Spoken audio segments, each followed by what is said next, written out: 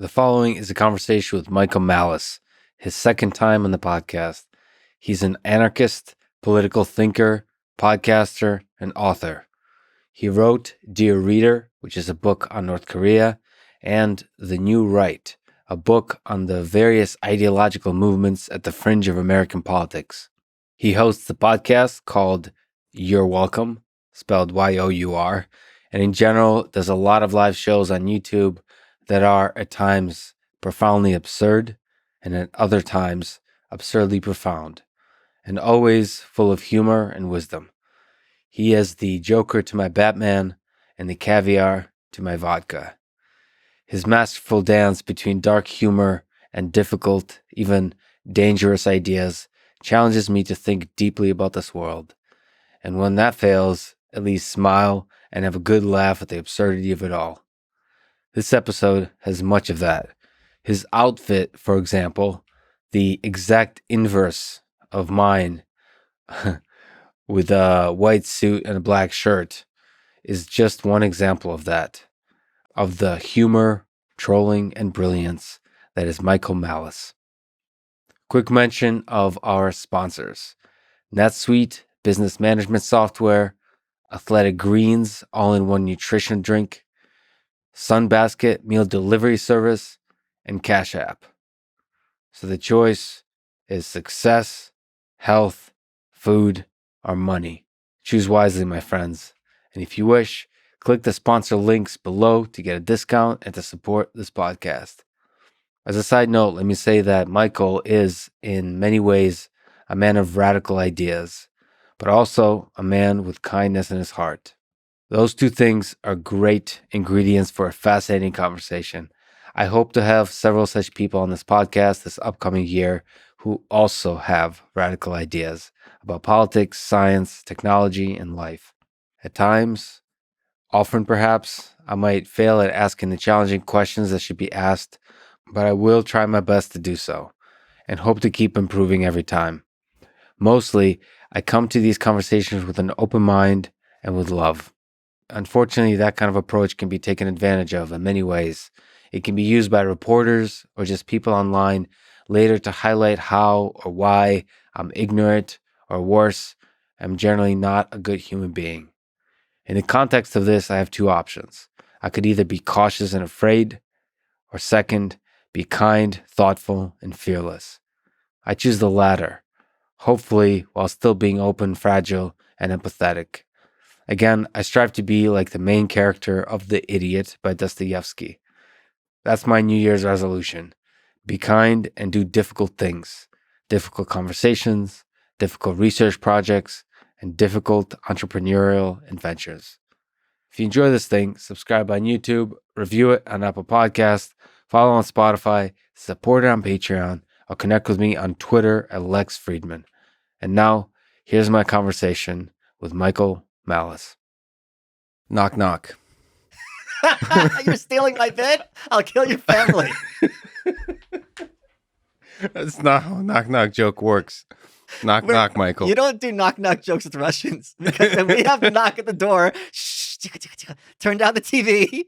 You got to sit quiet and hope they go away. You don't do that back in the motherland. You know this. It's triggering. Who's there? I can't even do it now. Knock, knock. Who's there?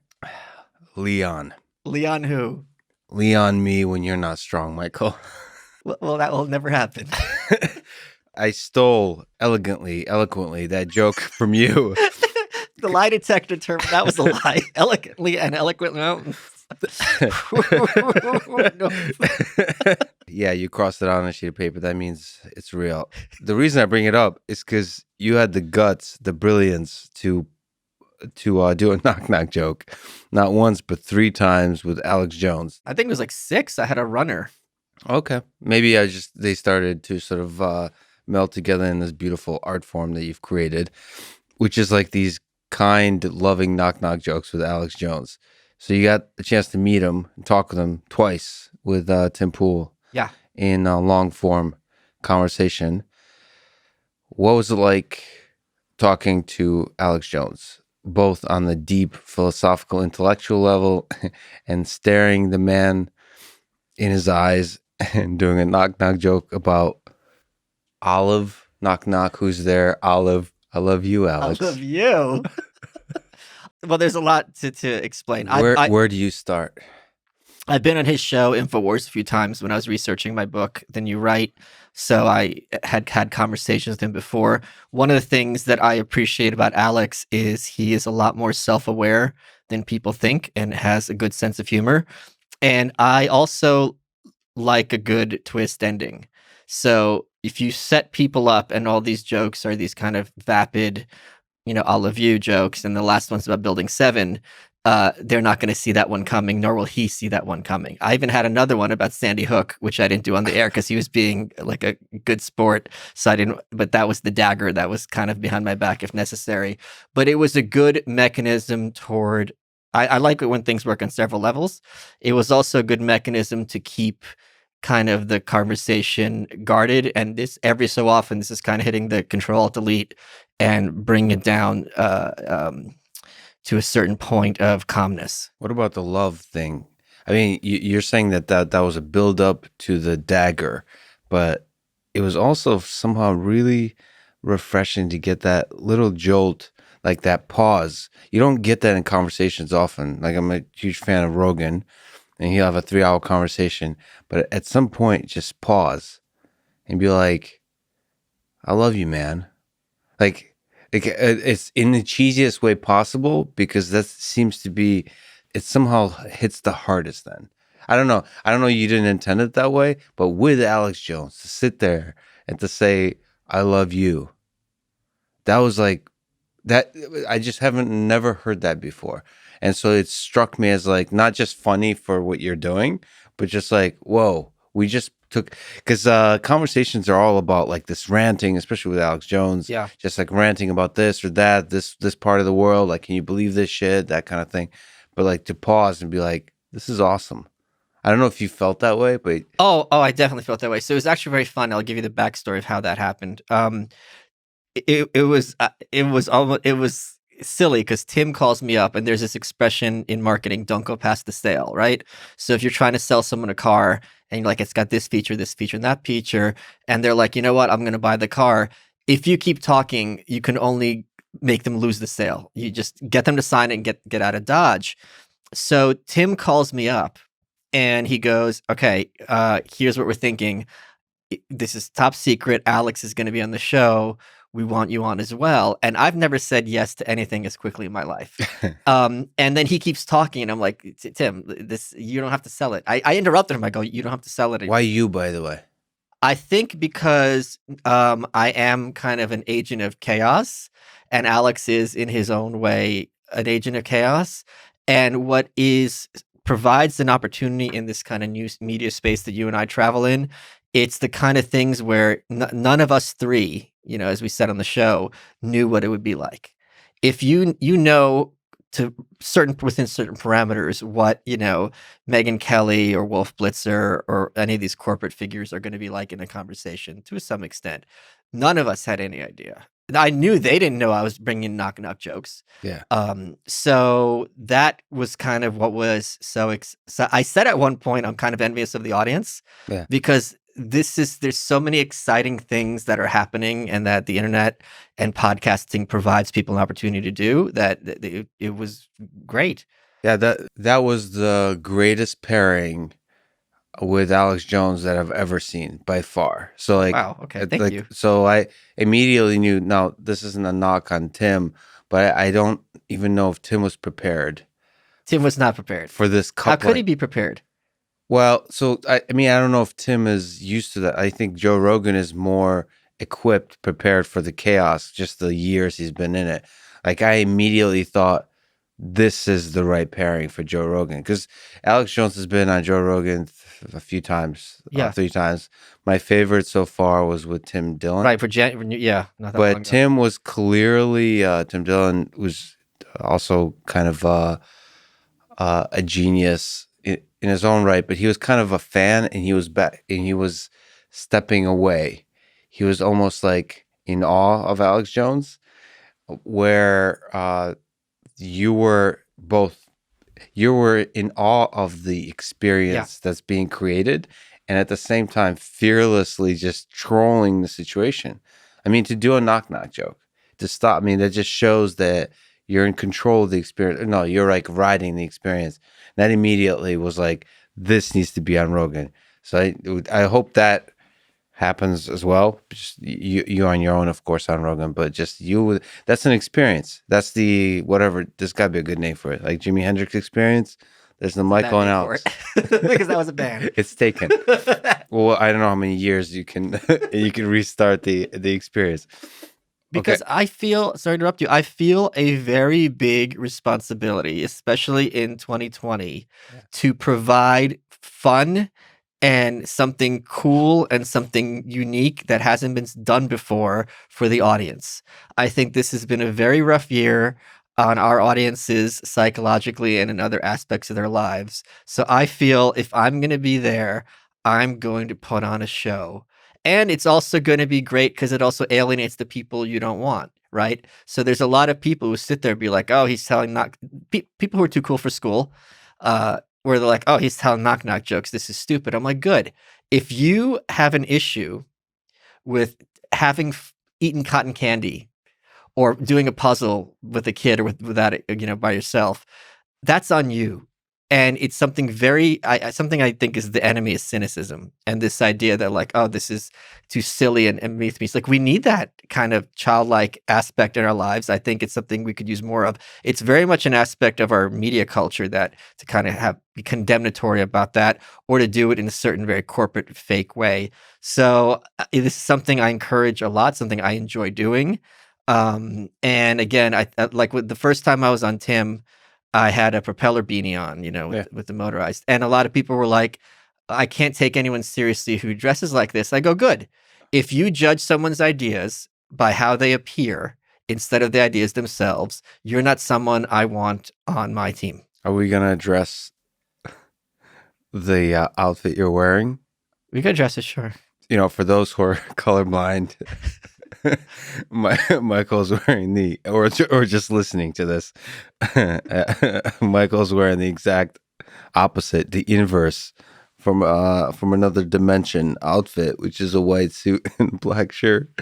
It's so genius. Okay, so you should see the next two looks I've planned. Oh no. Yeah, they're great. Well, obviously this relationship's gonna end today. It's over. I'll put them on Insta. Okay. Is there some deep philosophy to the humor? This goes to our trolling discussion. Sure. Is there like chapters to this genius, or is this just what makes you smile in the morning? Well, I mean, I think you're honestly, in this case, using the word genius a little loosely. I don't think this is particularly genius, but I do think it is fun. It is exuberant. It is joyous. I think the bigger my audience has gotten, and the more I actually communicate with, fans, I do feel it kind of kicks in these maternal instincts. Which is very, very odd. I did not expect to have them. What do you mean? Who's the dad? I'm the dad and the mom. I remember, and it may have been similar for you, I'm curious to hear it, for young, smart, ambitious men, like 24 to 27, for me was a very rough period because that's the window where a lot of people get married and they kind of check out. And if you're very much kind of finding your own road, you don't know what's happening. No one's in a position to really guide you or help you. And it's tough. It's a very tough window. And what I'm finding now is having these kids who are in that position, but now instead of them stumbling along, for some of them, I'm the one who could be like, no, it's not you, it's everybody else. And to be able to give them that semblance of feeling seen, to use a cliched expression, to feel normal, and that no, you're the heroes here. They're the background noise. It's just really very flattering and humbling to be in that position. You have many minds, right? There's the thoughtful kind, Michael. There's like, I'm gonna burn down the powerful. Yeah, Michael. I do like yeah. And then there's like, I'm going to have this just light-hearted trolling of the world. Yeah. Which of those are most important to the 24 to the 27 demographic? I think it is the combination. It's like if you're making a meal, chicken Kiev, you need the chicken, you need the ham, you need the butter sauce. Because I think people, when you're young, you need to see someone who's fought the fight for you and who's won.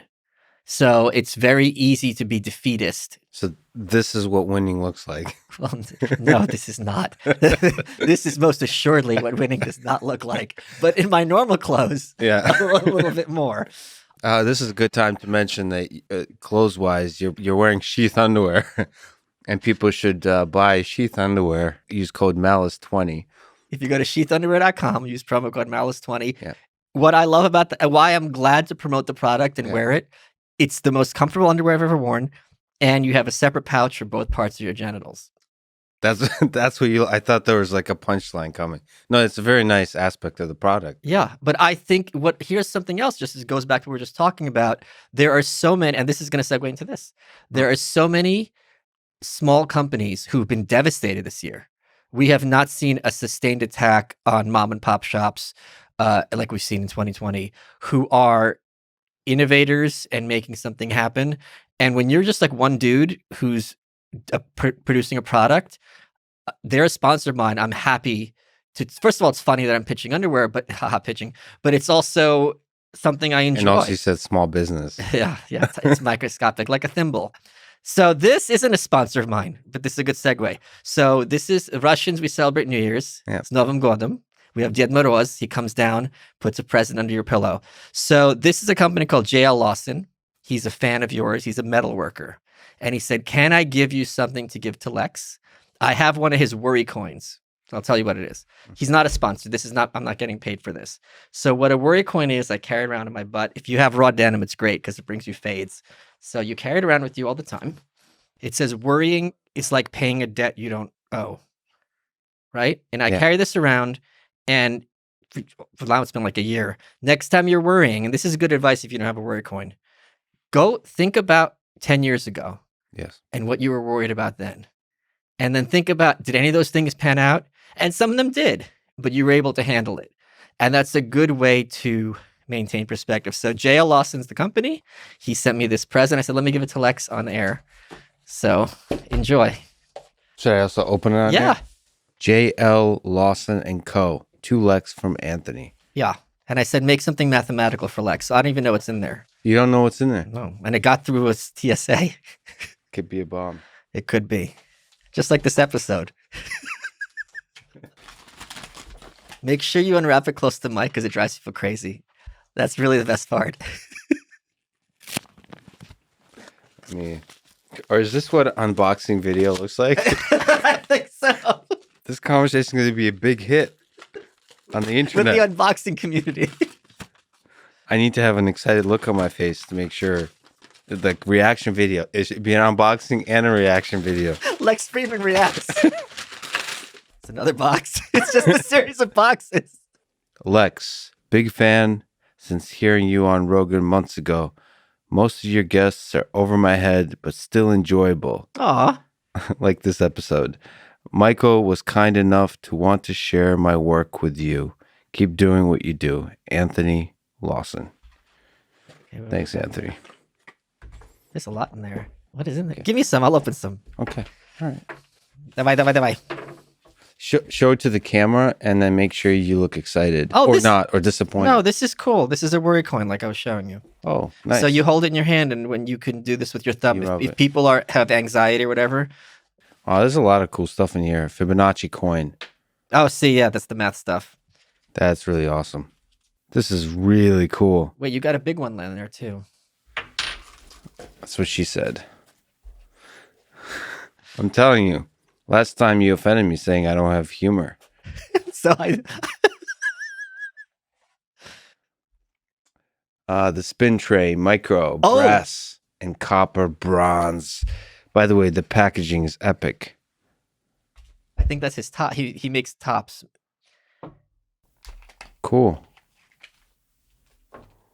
Yeah, you spin it in there. And it's the two different bronze and copper. I think he's the only one who makes these machined tops. And then like, these sit in here, I guess. Yeah, but you could spin them in that section. Got it. Cool. Where's the worry thing? Here's the worry coin. Anyway, I wasn't listening. What were you worried about 10 years ago? 10 years ago, 2010. What would I have been worried about then? The government? No, I'm not. That's not a worry. I When think was the North Korea book? I apologize. that came out in 2014. I went there in 2012. Came out in January 2014. It still pays my rent with the royalties. So the North Korea book. yeah. See, this is why it's so much better to. I gotta talk to you about self-publishing because you brought that up. I'm doing the next book's also going to be self-published. Can we talk about self-publishing? Sure. What's the whole idea of publishing? Like having a publisher and an agent? Because there's a bunch of people who've been reaching out to me trying to get me to write a book, which is ridiculous. Why? There's people who are brilliant folks like you, like Jordan Peterson, that I think have a lot of knowledge to share with the world. Okay. I think what I feel I can contribute to the world in terms of impact is to build something. Okay. Meaning like engineering stuff. Okay. Like a book. A book has to be engineered, and I'm not using that loosely. You have to engineer a book. No, for sure. What I mean is like literally a product with programming and artificial intelligence involved. I want to build a company. I want to, because I have a few ideas that I feel I'm equipped. And it has to do with your like intuition about the way you can build a better world, you individually. Like what can you add to the world that's a positive thing? And for me, I feel like the maximal thing I can add to the world is at least to attempt to build products that would add more love in the world. And like, so I want to focus on that. The danger of the book for me, or any kind of writing, and even this podcast is a little bit dangerous for me, is like, it's fun. That's for sure. it's fun. It's like, it takes you into this place where you start thinking about the world, you start enjoying and playing with ideas, you start, and like, just your book on Dear Reader, but also the new write, like clearly you and I probably think similarly in the sense that you did a lot of work. Yes. This next book is killing me. Yeah. As you mentioned often, it's clear like on your YouTube channel, which I'm a fan of, it just comes out like you mention all of these books that you're reading. It just comes through you that you're suffering through this and it changes you. And it's clear that you're thinking deeply about the world because of this book. And I feel like if you do that, that's like when I first came to this country, I read the book The Giver. I need to read it again. It's like it's the red pill thing. It changes you in where you can never be the same person again. Sure. And I feel about a book in that same way. The moment you write a book, of course, it depends on the book. I could also just write like, in my field, a very technical book. No, that's a terrible idea. Yes, but that's okay. That doesn't really change you. That's just like sharing information. But like something where you're like, how do I think about this world? Can you just leave that behind you? I get it, dude. It's being pregnant. It never escapes your brain. I'm telling you. You're absolutely right. Yeah, I don't know. It does seem to change you. But the reason I bring that up is because there's this whole industry of people that seem to not really contribute much to the publication process, but they make themselves seem necessary for like, if you want to be in the New York Times bestseller list kind of thing, but also just being like reputable. Yeah. I'm allergic to that whole concept, but do you think it's possible to be on the New York Times bestseller list and be a reputable author and still be self-published? Not what you would want to do. Like people like Mark Sisson, I think is his name. He wrote like the Primal Blueprint. So like, if I'm getting the names correct, he's the first paleo guy, right? So he self-published it. It sold gangbusters, but that would be like on their health chart, I believe. And it's a little bit of a different situation. You would be reaching much more for the mainstream. You'd be giving up a lot if you go through a publisher, especially financially. But yeah, you are not going to have the cred because the publishing is a cartel. The New York Times is part of this cartel.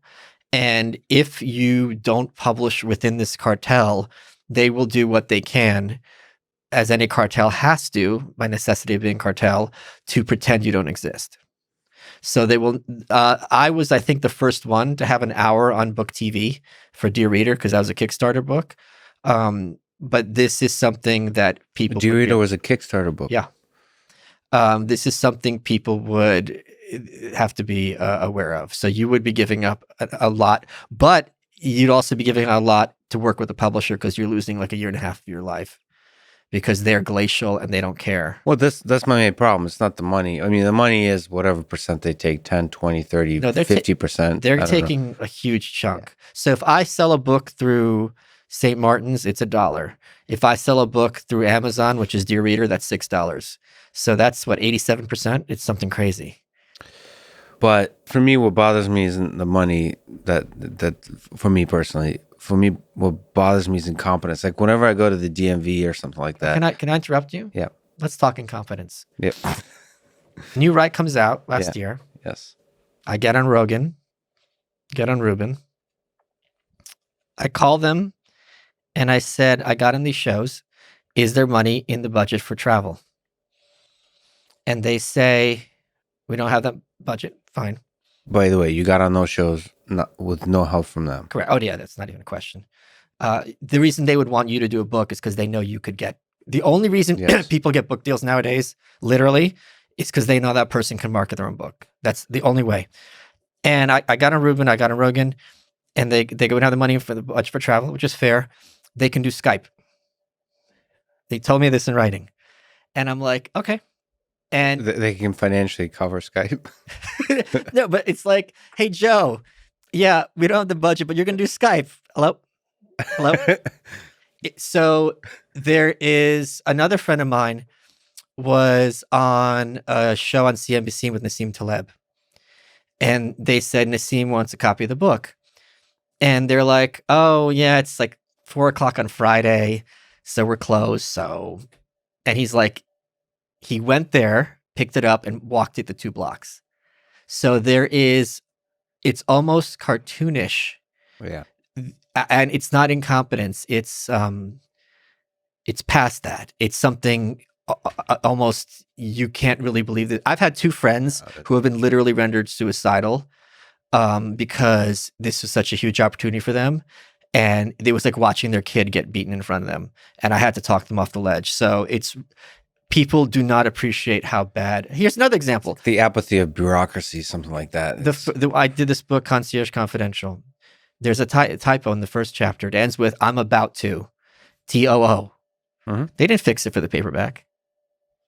Who cares? It's just like, well, okay. Yeah. Great book, by the way. It got NPR gave it one of the books of the year. So that was good. So why participate in this? Because otherwise, New York Times is going to pretend you don't exist. Getting booked on some shows might be more difficult, although I think that's collapsing in real time. You're not going to get reviewed necessarily in places like PW or some others. So the new book you're working on, do you have a title yet? Or The White Pill. The White Pill. Are you self-publishing that? Oh, yeah, for sure. And what's the thinking behind that? Just because you already have a huge following and a big platform and... It's 6 times the cash. If I finish the book in December, I could have it out in February. If I finish the book in December with the publisher, it's going to be out in December at the earliest, 2021. Why am I giving up 10 months of my life? Well, this is the big one. Do you have any leverage? Like, do authors have leverage to say, F you? Like, can you just say... What do you mean? Just look, meaning like, I want to release this book in 2 months. Oh, no. I mean, you'll have a contract and then your agent can fight it, but they don't have the capacity to rush things through. Yeah, I guess because I've heard like big authors, I don't know, Sam Harris, all those folks talk about like, they've accepted it actually. They're like, yeah, it takes a long time to. I'm not accepting it. But you're kind of implying that a human being like me should. Like, I'm saying these are your options. Right. So I just hate it. I hate the waiting because it's incompetence. It's not necessarily the weight. If I knew it wasn't, if it was the kind of people that are up at 2 a.m. at night on a Friday and they love what you're doing and they're helping create something special. That's the sense I get with some of the Netflix folks, for example, that work with people. I don't know anything about this world, but you get like Netflix folks who help with shows. You could tell that they're obsessed with those shows. Yeah. Like, you're not going to get that in publishing. If you I handed in the book in, I think it was July. I didn't hear anything from my editor until December. Well, can we actually talk about the suffering? Sure. The darkest parts of writing a book. So let's go to the full Michael Malice, Stephen King mode of what are the darkest moments of writing this book, and what is it? Maybe start the white pill. What's the idea? What's the hope? And what are your darkest moments around writing this book? So people are familiar with the red pill and the blue pill. The red, they're from the Matrix. The red pill is the idea that what is presented as fact by the corporate press and entertainment industry is in fact a carefully constructed narrative designed to keep some very unpleasant people in power and everyone else under control. And one of my expressions is you take one red pill, not the whole bottle. Yes. Because at a certain point you think everything's a lie, and then you're kind of no capacity for distinguishing truths. You're full of good one-liners. Well, thank you. Yeah. I'm full of something, that's for sure. And what I saw in this space is a lot of these red-pilled people got very disheartened and cynical. And one of my big heroes is Albert Camus, and he said the worst thing is cynicism.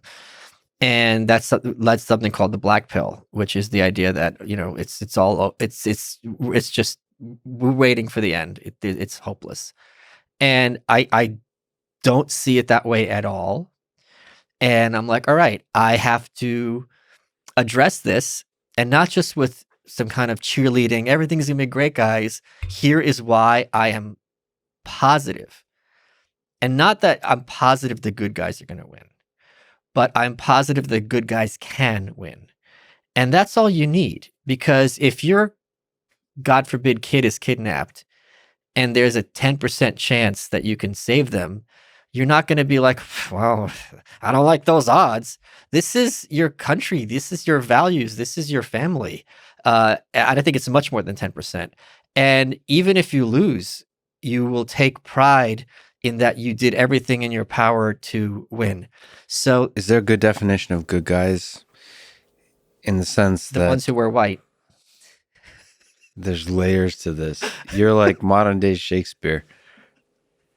Is there a danger in thinking Adolf Hitler was probably pretty confident that he led a group of good guys? Listen, if Hitler did anything wrong, why isn't he in jail? My Czech friend thought of that joke.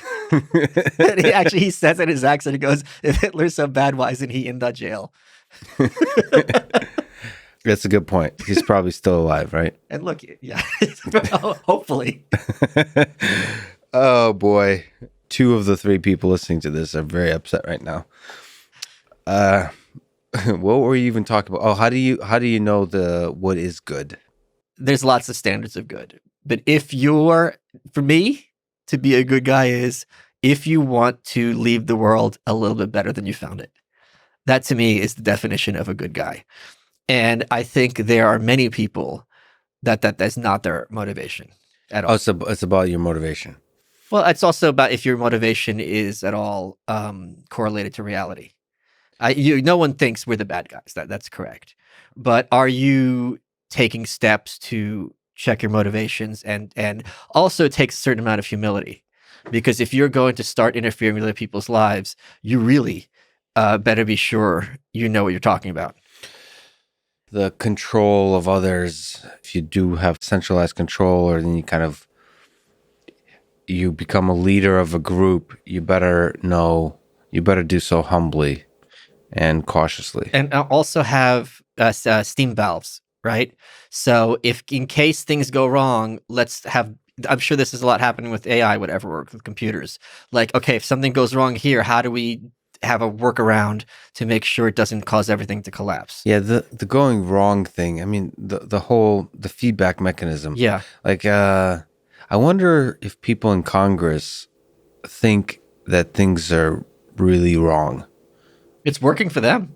Are you sure? Because no, I'm not sure. Because I'd like to believe that the people that, at least when they got into politics, actually wanted, some of it is ego, but some of it is like wanting to be the kind of person that builds a better world. Sure. I also think it's diverse. Some who are going to have different motivations than others.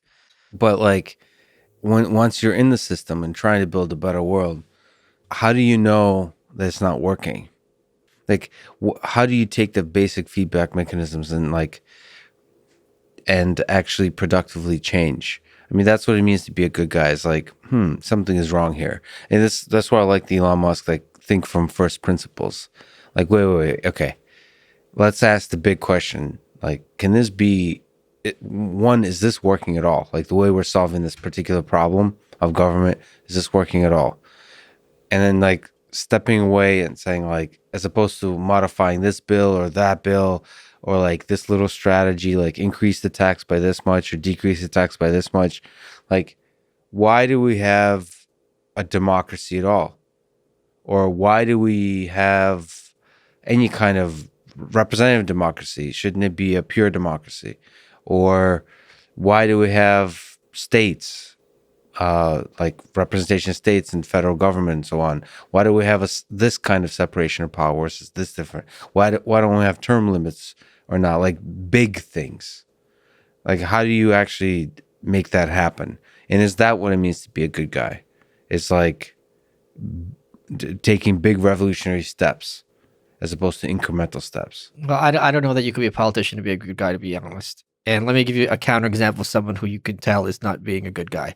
Joe Biden said he regards the Iraq War as a mistake. Okay, you and I have made mistakes in our lives, I'm sure. None of our mistakes have caused tens of thousands of people to die. If let's suppose Speak for yourself.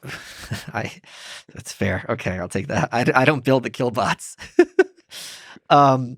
If I were a chef, let's take it out of politics, and in my restaurant somehow accidentally someone ate something and they died.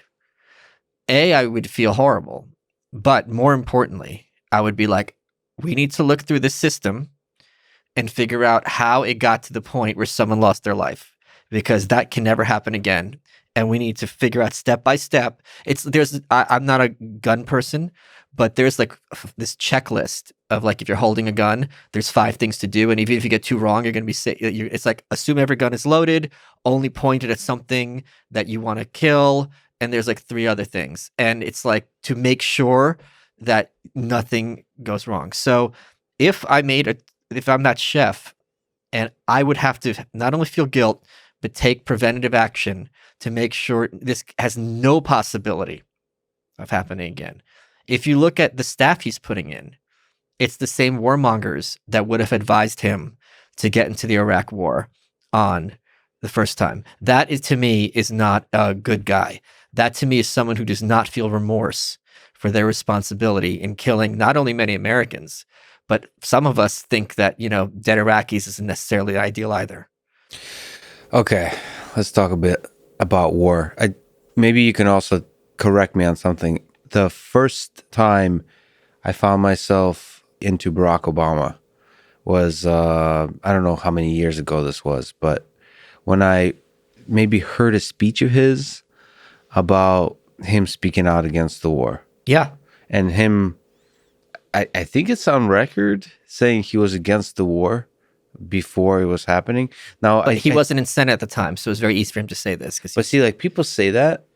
People say like it was easy, and it was, some people say it's like strategically the wise thing to do given some kind of calculus, whatever.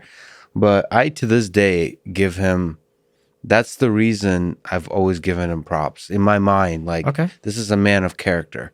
Like, I also personally really value great speeches. I think speeches are really important for leaders because they inspire the world. It's that's fair. One of the most best things you can contribute to the world is great, like through intellect, mold ideas in a way that's communicable to like a huge number of people. Yeah, it's better to persuade than to force in every instance. That's where I disagree with Chomsky. He said, like, if you're Chomsky's whole idea was that like if you're a really eloquent speaker, that means your ideas aren't that good. That's nonsense. Yeah. So I think that's a way for him to describe like I speak in a very boring way. Maybe that's the pitch for this podcast.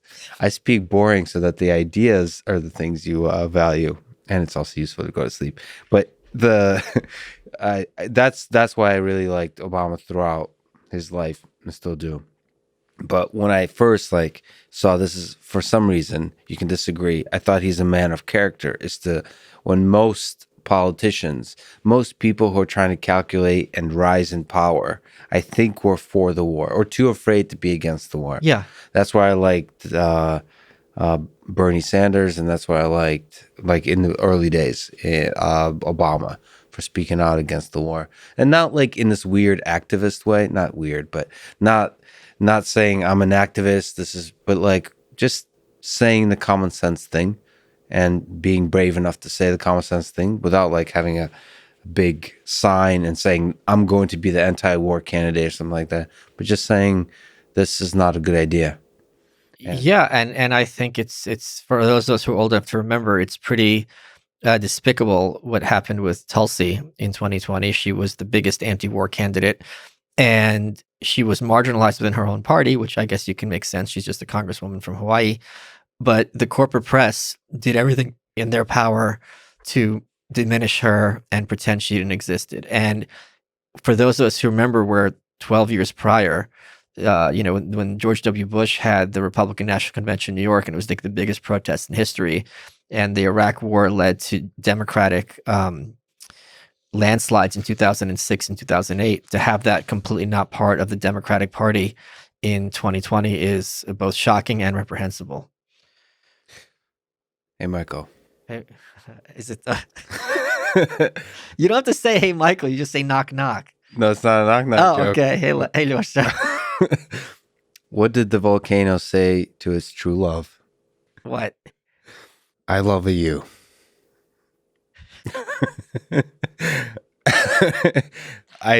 These jokes work better when you know how to speak English.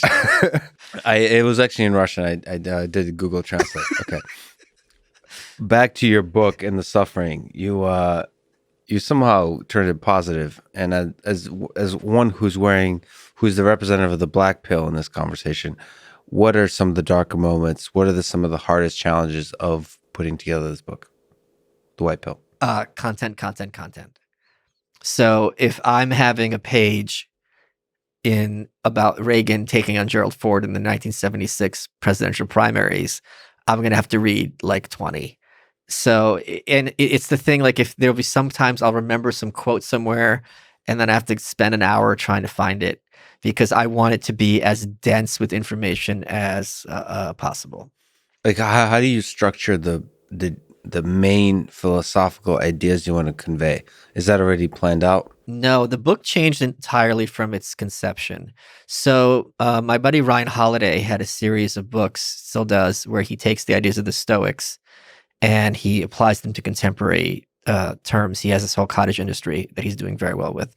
And I'd asked him years ago if I could do that with Camus, and he's like, sure, go for it. And I was going to rework Camus' The Myth of Sisyphus. And I read it recently. I reread it, and this wasn't the book I remembered at all. And I'm like, okay, I'm going to write the book that I remembered. But the more I was writing it, one of the things I always yell at conservatives about, and there's a long list, is they don't talk about the great victory of conservatism, which was the winning of the Cold War without firing a shot. And I said, you can't expect the New York Times to tell this story because the blood is on their hands. And I'm like, well, Michael, instead of complaining about it, why don't you do it? Why don't you talk? That is a great example of the good guys winning over the bad guys. And that's become, it's the victory is beautiful, but also pointing out to people, when people are like, oh, things are worse than they've ever been, they don't appreciate how bad things were in the 30s, what Stalin was doing overseas, and how people in the West were advocating to bring that here. So that's kind of pointing out how bad things were and how good they became. And you don't have to be a Republican or conservative to be delighted at the collapse of totalitarianism and the peaceful liberation of half the world. So that's a picture of the good guys winning. Oh, yeah. Well, how does that connect to Sisyphus? And maybe to speak deeper to life and the whatever the hell this thing is, which is what I remember the myth of Sisyphus being about. So like, where does the thread of Camus sort of lie in the work that you're doing? So the myth of Sisyphus, what I had remembered incorrectly, is actually just a 5 to 7 page like coda to the whole book at the very end. Like you only need to read that little essay called The Myth of Sisyphus. The broader work is about Camus' concept of the absurd and the absurd man within literature. And and it's just like, I don't really care about this character in Dostoevsky and all this other stuff that you're talking about. It's of no relevance. But the myth of Sisyphus, the myth itself, not the book or the essay of his, is this Greek character, and Sisyphus is forced in hell to roll a rock up a hill for eternity. At the very last moment, the rock falls away. And Camus' takeaway from the story is that we must imagine Sisyphus happy. And there's several interpretations of this, but one is, once you accept that you are living an absurdist existence, once you own your reality, it loses its bite.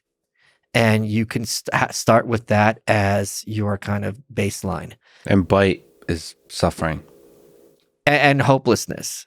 So I think when people look at how much ridiculousness is happening in America and it's escalating, you can either think, oh, all is lost, or you can, and I think you and I have lived our lives like this, you can live life more like a surfer, whereas you're never going to control the ocean, but you can sure enjoy that ride and stop. If you're trying to control the waves, yeah, you're done. But if you're like, all right, I've got my board, I'm going to see where this takes me. Surfing, from what I understand, is a pretty fun activity. And also sometimes dangerous. But you'd have to ask Tulsi about that. So we were offline talking about Stalin and the evils of the Soviet regime. Yeah. One of the things I mentioned, I watched the movie Mr. Jones, but it's about the 1930s, Holodomor, what would you say? The torture of the Ukrainian people. Yeah. By Stalin. One interesting thing to me that I'd love to hear your opinion about is the role of journalism in all of this. And also about 1930s Germany. So what's the role of journalists and intellectuals in a time when trouble is brewing, but it requires a really sort of brave and deep thinking to understand that trouble is brewing?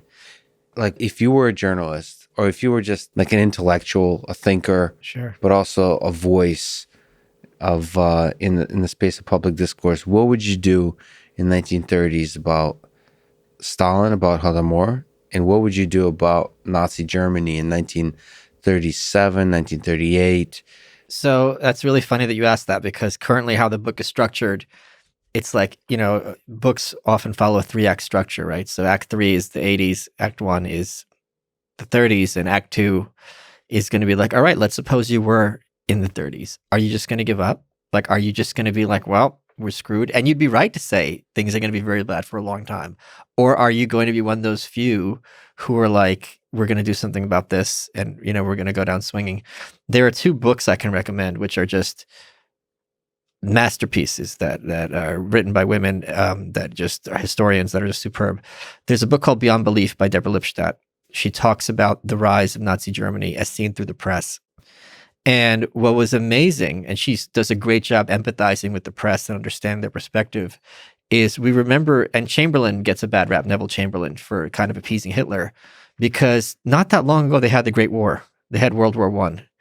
And they had the carnage that the earth had never seen before. And when you had people made out of meat meeting industrial machines, and plastic surgery was invented as a consequence of this, they're coming back mangled and disfigured. And for what? And this was a world where the Kaiser was the most evil person who ever lived. And we all had the Western propaganda about the Hun and all the rapes and all this barbarism and blah, blah, blah.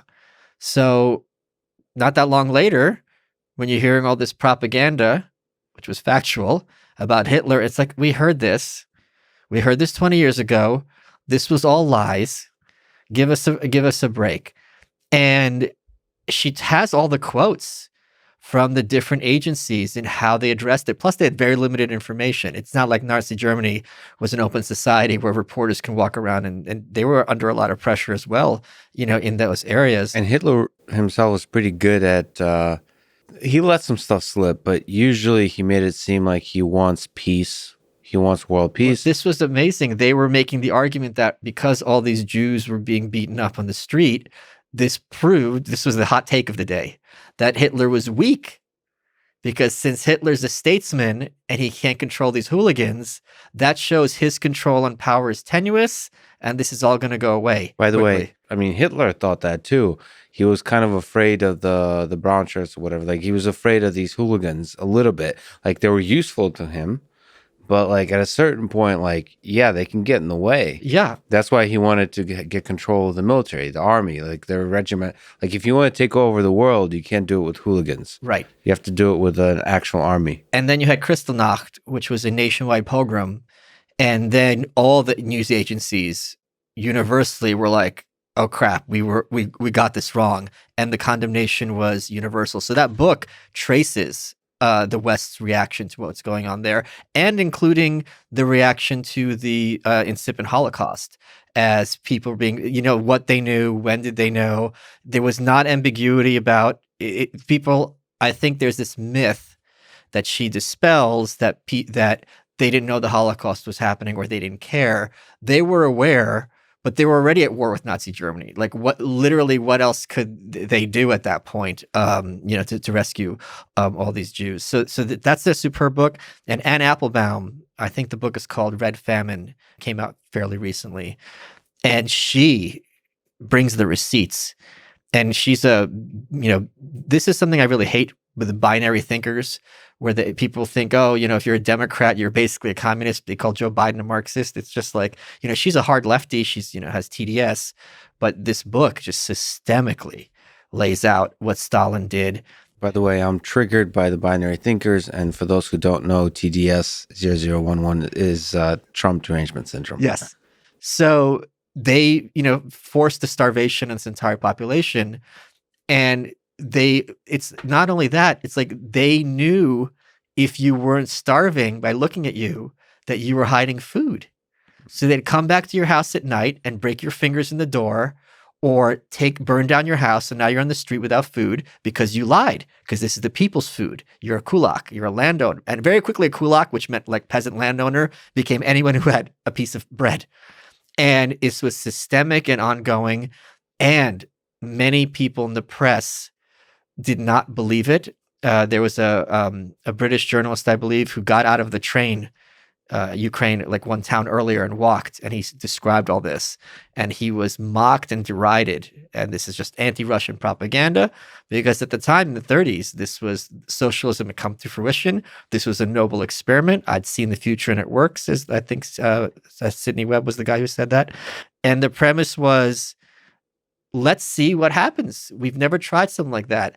And they were perfectly happy to have this experiment happen overseas at the price of the Russian people, because it's like, maybe this will be paradise on earth. And I addressed this in my book as well. There's a superb essay, I think, by Eugene Genovese. And he talks about the question being, what did you know and when did you know it? What did you know about the concentration camps? What did you know about the starvation? What did you know about children being taught at school to turn in their parents for, having some extra bread? And his conclusion is, we all knew, and we all knew from the beginning, every bit of it, and we didn't care, because we were more interested in promoting this ideology. So when people are kind of thinking the worst thing on earth is like Robert E. Lee's statue being taken down in Washington, D.C., we were being told and especially a much more limited news information world, where now you have literally anyone can have a Twitter, but how many outlets were there, that this is, we're backwards, they're the future, they're scientific, we have the vagaries of the market, which led to the Great Depression. And when you see what was being put over on the American public at the time, Anyone who thinks things are as bad now as they've ever been is simply delusional or ignorant. Yeah, I would say, just as a small aside, that's why reading, as I'm almost done with, The Rise and Fall of the Third Reich, Oh yeah, is resets the palette of your understanding of what is good and evil in the world. yeah, That I think is really useful now. Like, what helps me be really positive and almost naive on Twitter and in the world is by just studying history. yeah. And comparing it to how amazing things are today. But in that time, what would you do? What does a brave mind do? And not just acts of bravery, but how do you be effective in that? And that's something I often think about. It's sometimes easy to be an activist in terms of just saying stuff. It's hard to be effective at your activism. One of the big questions historians have constantly is, how did this happen? A, to make sure it doesn't happen again, but this is Germany. This is not some kind of weirdo cult nation. They're very advanced, very in the land of poets and philosophers. How did it get to that point that they're just shooting children and everyone's cheering for this? And Specifically on the anti-Semitism and the Holocaust. but just the whole totalitarianism, the cult of Hitler, and just this whole kind of thing. So there's sorry to interrupt, but there's two sides. I don't know if you want to separate them. One is the totalitarianism and the entirety of the Nazi regime, and then there's the Holocaust, which is like, going, I would say, like very specifically, as I think you're about to describe, is like, targeting Jews very much so. I don't know if you see those as two separate things. I think they're very interconnected. But I think if you look at it, everyone thinks that they'd be the ones putting up Anne Frank. But if you look at the numbers, they'd be the ones calling the right. Stasi on her, or whoever the people were at the time, and not the Stasi, obviously, and patting themselves on the back for it. So sorry to pause on that. That's a really important thing. If you're listening to this, and you were in Germany at the time, you would have likely been willing to commit, or at least keep a blind eye to, the violence against Jews. Like, you have to really sit with that idea that you would have been somebody who just sees this and is not bothered by it, and also very likely kind of understand this as a necessary evil or even a necessary good. Yeah. And I think people think they would be the abolitionists or marching on Selma. The numbers don't add up to that at all. And I think the question would be like, what social... my friend was on Tinder, my friend Matt, who's a great dude. And the question was, what's the most controversial opinion you have? This is in New York. And the girl wrote, I hate Trump. And what people perceive themselves as being courageous in saying and doing, and what is the actual social costs of you saying or doing this, are two very disconnected things. And we're also trained by corporate media to have completely vapid, uninteresting, banal ideas, and yet regard ourselves as revolutionaries. There are people who still in New York will take pride because they have a gay friend. And it's like, first of all, who cares? But second of all, you are not a hero. And that person is not your prop, by the way. That's another big problem.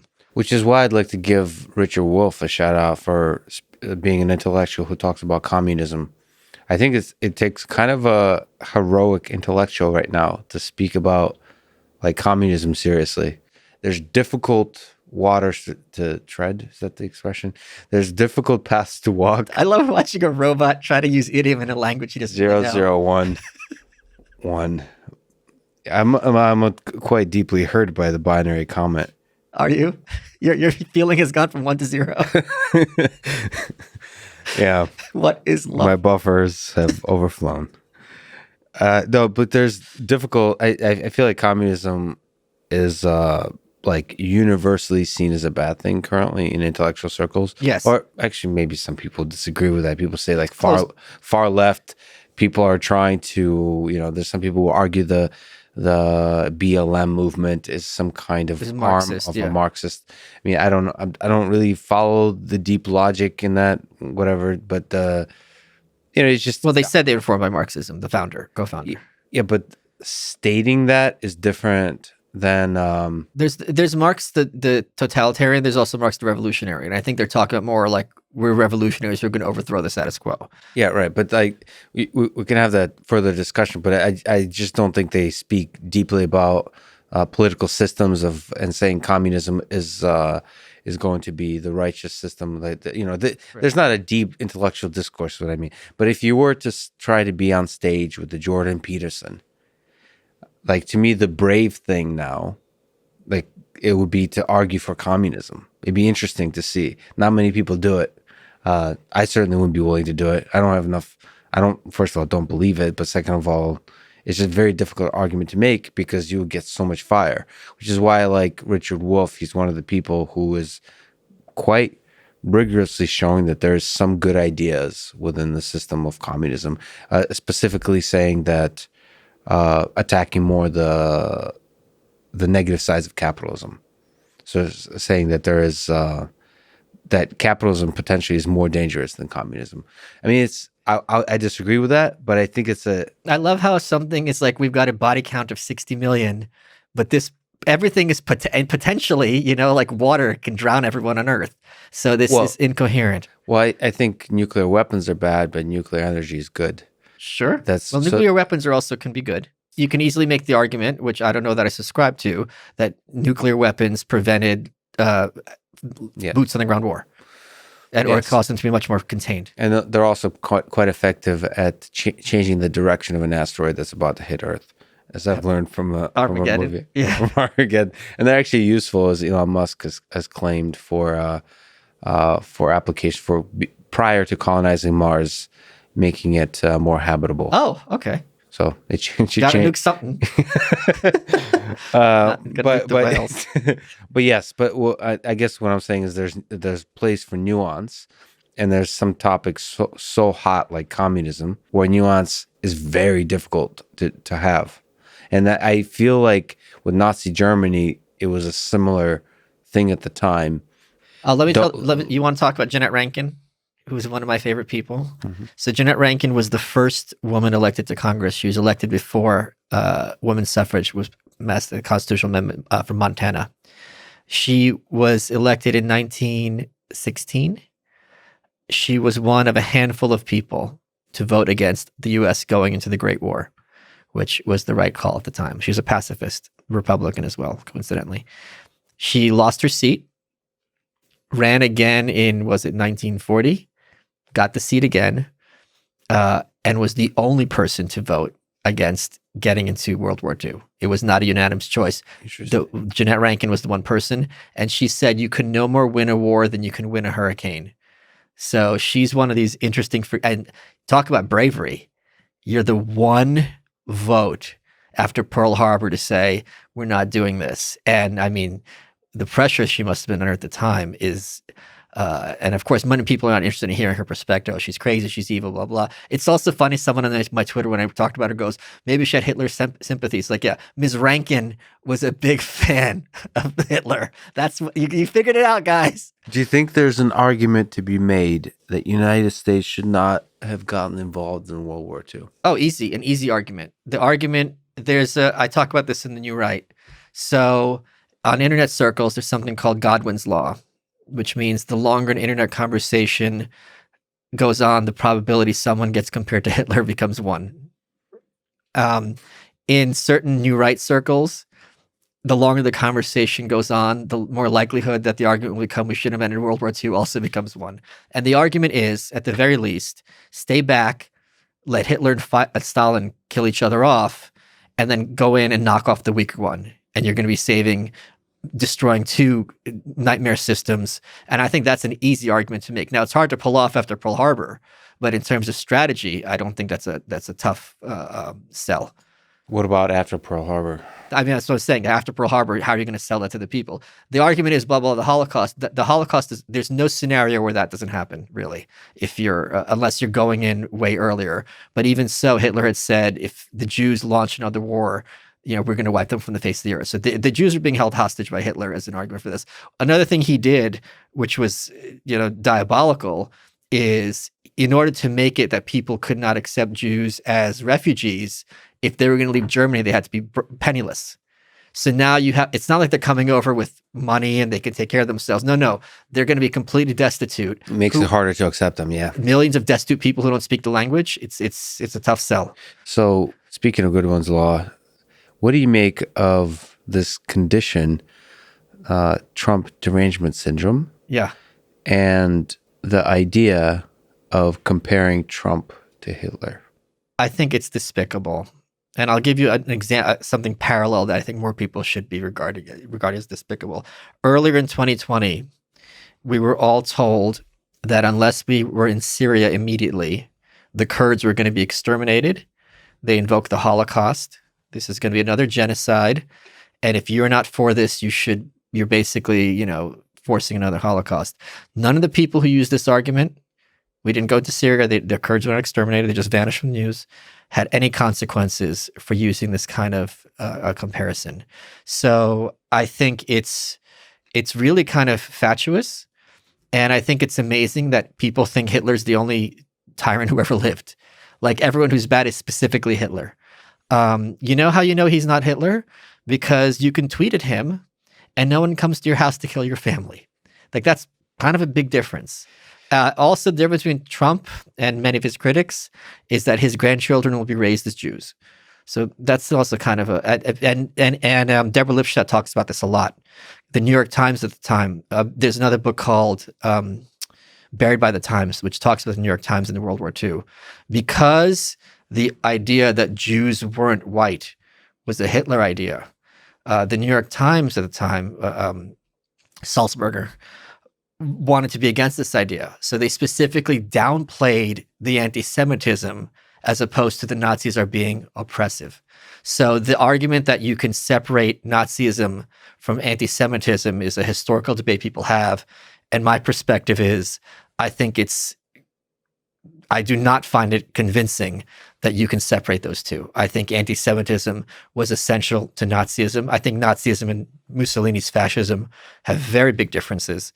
Do you think anti-Semitism was fundamental to who Hitler was, or was it just So this is the interesting thing: is like, was it a tool that he saw as being effective? No, he believed it. So why do you see those as intricately connected? Could Hitler have accomplished the same amount or more without the Holocaust? Yeah, because think about how many resources you had to divert at a time where you're having Operation Barbarossa with Stalin. So why are they connected? Why are they so connected? Is it because Hitler was insane, or was he a bad strategist, or what? He was obviously a bad strategist. He had no need to open a second front. His generals, my understanding, told him this is crazy. It didn't work out for him at all. I mean, to draw Russia and her resources into that war, it makes absolutely no sense in retrospect. There's a book about, I forgot what it's called, where it talked about him at that point was just high all the time on amphetamines, and that could have affected his thinking. Yeah, there's a really good book on drugs. Yeah. During the, I forget what it's called, but yeah, it's a really good one.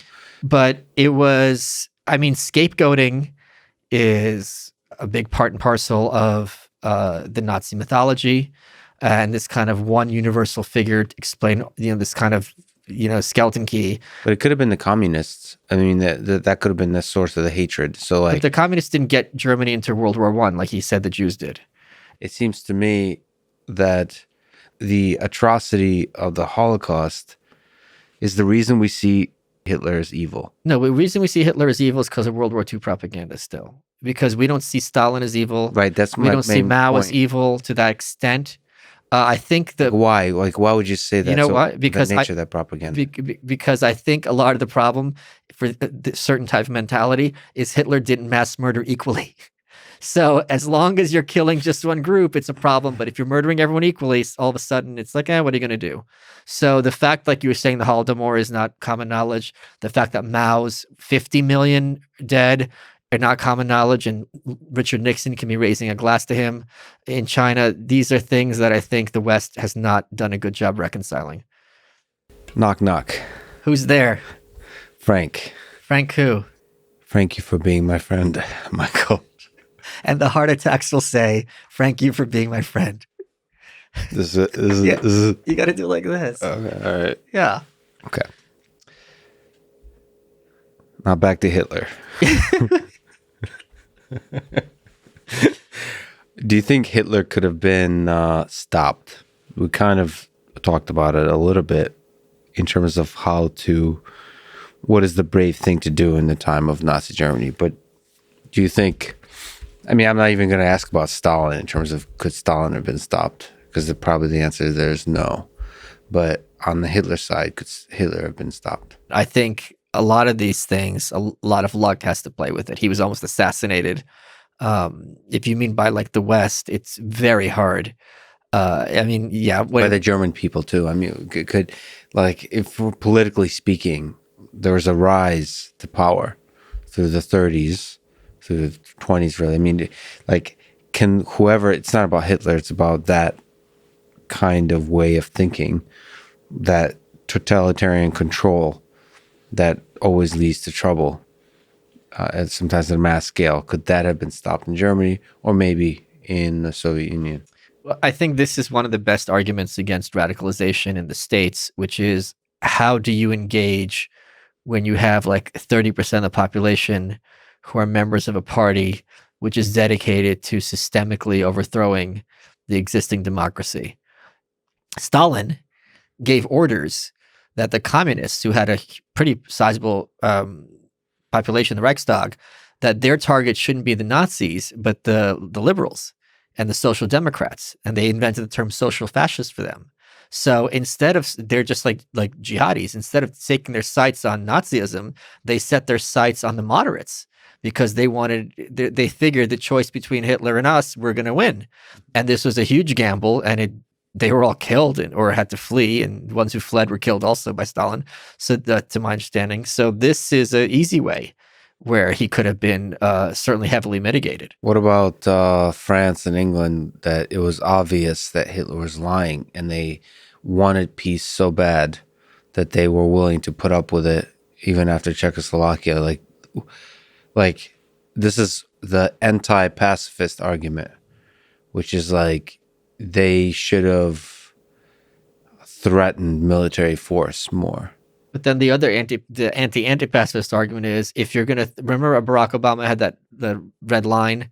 If you cross this red line in Syria, we're going to go in. And Assad, whatever, was like, yeah, cool. And he's like, oh, okay, well, sorry. So if you're a threatening force, there's the great song lyric, don't show your guns unless you intend to fight, right? So if it's very clear with free countries through what's in the press, whether the institutional will is there to follow through on these threats.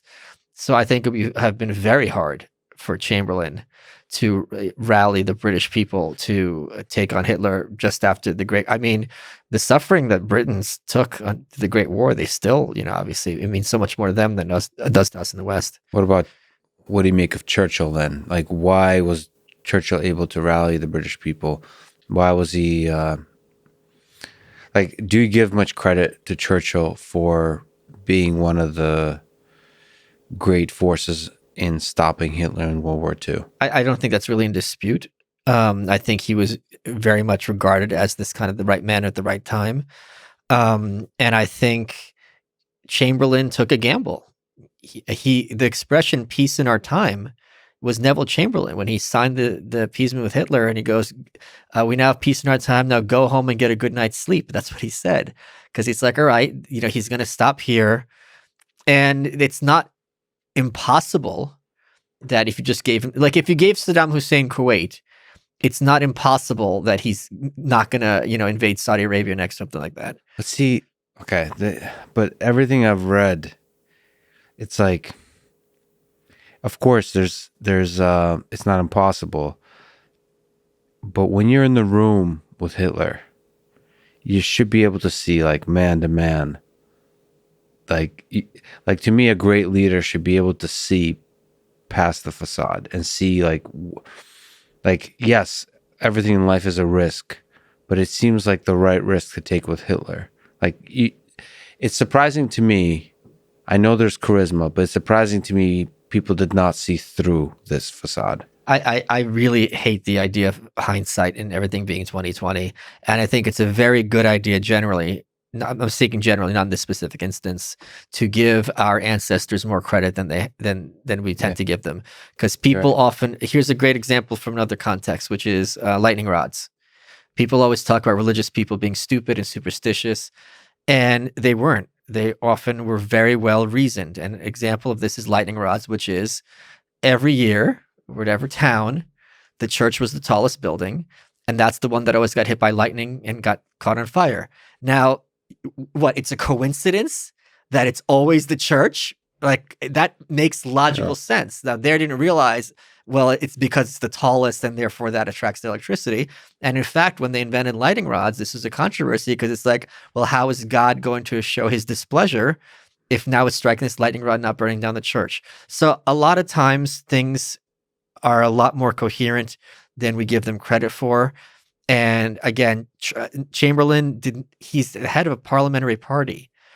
So he does not have the freedom, in a sense, that a Hitler would, to be like, all right, we're doing this again, boys. We don't know what it's like in a room with Hitler. Come on, that's we really have no idea. But I think you have to think about that, right? Yeah, but I can very easily see him in the room being very calm and charming, and then you think, okay, the guy with the speeches is the act, and he's putting on a show for his people, and this is the real one. Okay, so let's take somebody as an example. Let's take our mutual friend Vladimir Putin. Yes. Okay. I don't know why saying his name makes my voice crack. Because you're scared he can hear you. It's like Beetlejuice. Volodya. So there's a lot of people that... Was he the one who built you? No, that was a collaboration. It's a double-blind engineering effort where I was not told of who my maker was. There's a backstory, but there's a talking cricket. Pinocchio. You'll be a real boy someday. I talk about him quite a bit because I find him fascinating. Now, there's a really important line that people say, like, why does Lex admire Putin? I do not admire Putin. I find the man fascinating. I find Hitler fascinating. I find a lot of figures in history fascinating, both good and bad. And the figures, just as you said, that are with us today, like Vladimir Putin, like Donald Trump, like Barack Obama, it's difficult to place them on the spectrum of good and evil, because that's only really applies to like when you see the consequences of their action in a historical context. So there's some people who say that Vladimir Putin is evil.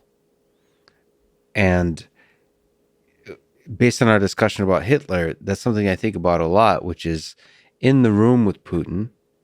And there's also a lot of historical descriptions of what it's like to be in the room with Hitler in the 1930s. There is a lot of charisma. In the same way, I find Putin to be very charismatic in his own way. The humor, the wit, the brilliance, there's a simplicity of the way he thinks that really, if taken at face value, looks like a very intelligent, honest man thinking practically about how to build a better Russia constantly, almost like an executive. Yeah. Like he looks like a man who loves his job in a way that Trump, for example, doesn't. Right. Meaning like he loves laws and rules and how to... There's no adversarial press, so that's going to help. Yes. And he's popular with his people. That's also going to help enormously. But I'm talking about strictly the man, directly the words coming out of his mouth. Like all the videos and interviews I watched, I'm based on that. Not the press, not the reporting. You can just see that here's a man who's able to display a charisma that's not, like I can see, that's why I love Joe Rogan. Is like, you could tell the guy is genuine. and is a good person. And like you could tell immediately that like once you meet Joe that he's going to be offline also a good person. You could tell there's like signals that we send that are like difficult to kind of describe. In the same way you can tell Putin is like he genuinely loves his job and wants to build a better Russia. There's the argument that he is actually an evil man behind that charisma, or is able to, assassinate people, limit free press, all those kinds of things. Like what do we do with that? So what do human beings like journalists, or what do other leaders when they're in the room with Putin do with those kinds of notions in deciding how to act in this world, in deciding what policy to enact, all those kinds of things? Just like with Hitler, when Chamberlain is in the room with Hitler, how does he decide how to act? Well, let's go back to like my wheelhouse, which is North Korea, right? So when your entire world is based on being against Trump and everything Trump does is buffoonery or counterproductive, the conclusion of your reporting is going to be pretty much given. I was very hopeful that there would be some positive outlooks or outcomes, rather, of Trump's meeting with Kim Jong-un. It looked like there was a space for things to go a bit better. I talked about it a lot at the time. And Trump was under no illusions about who he was dealing with. People pretend that, he was kind of naive. He had one of the refugees at his State of the Union, lifting up his crutch. The first thing he sat down and talked to Xi Jinping about in Mar-a-Lago right after he became inaugurated was North Korea. Barack Obama said that when he sat down Trump in the White House during the transfer of power, he said North Korea is the biggest issue.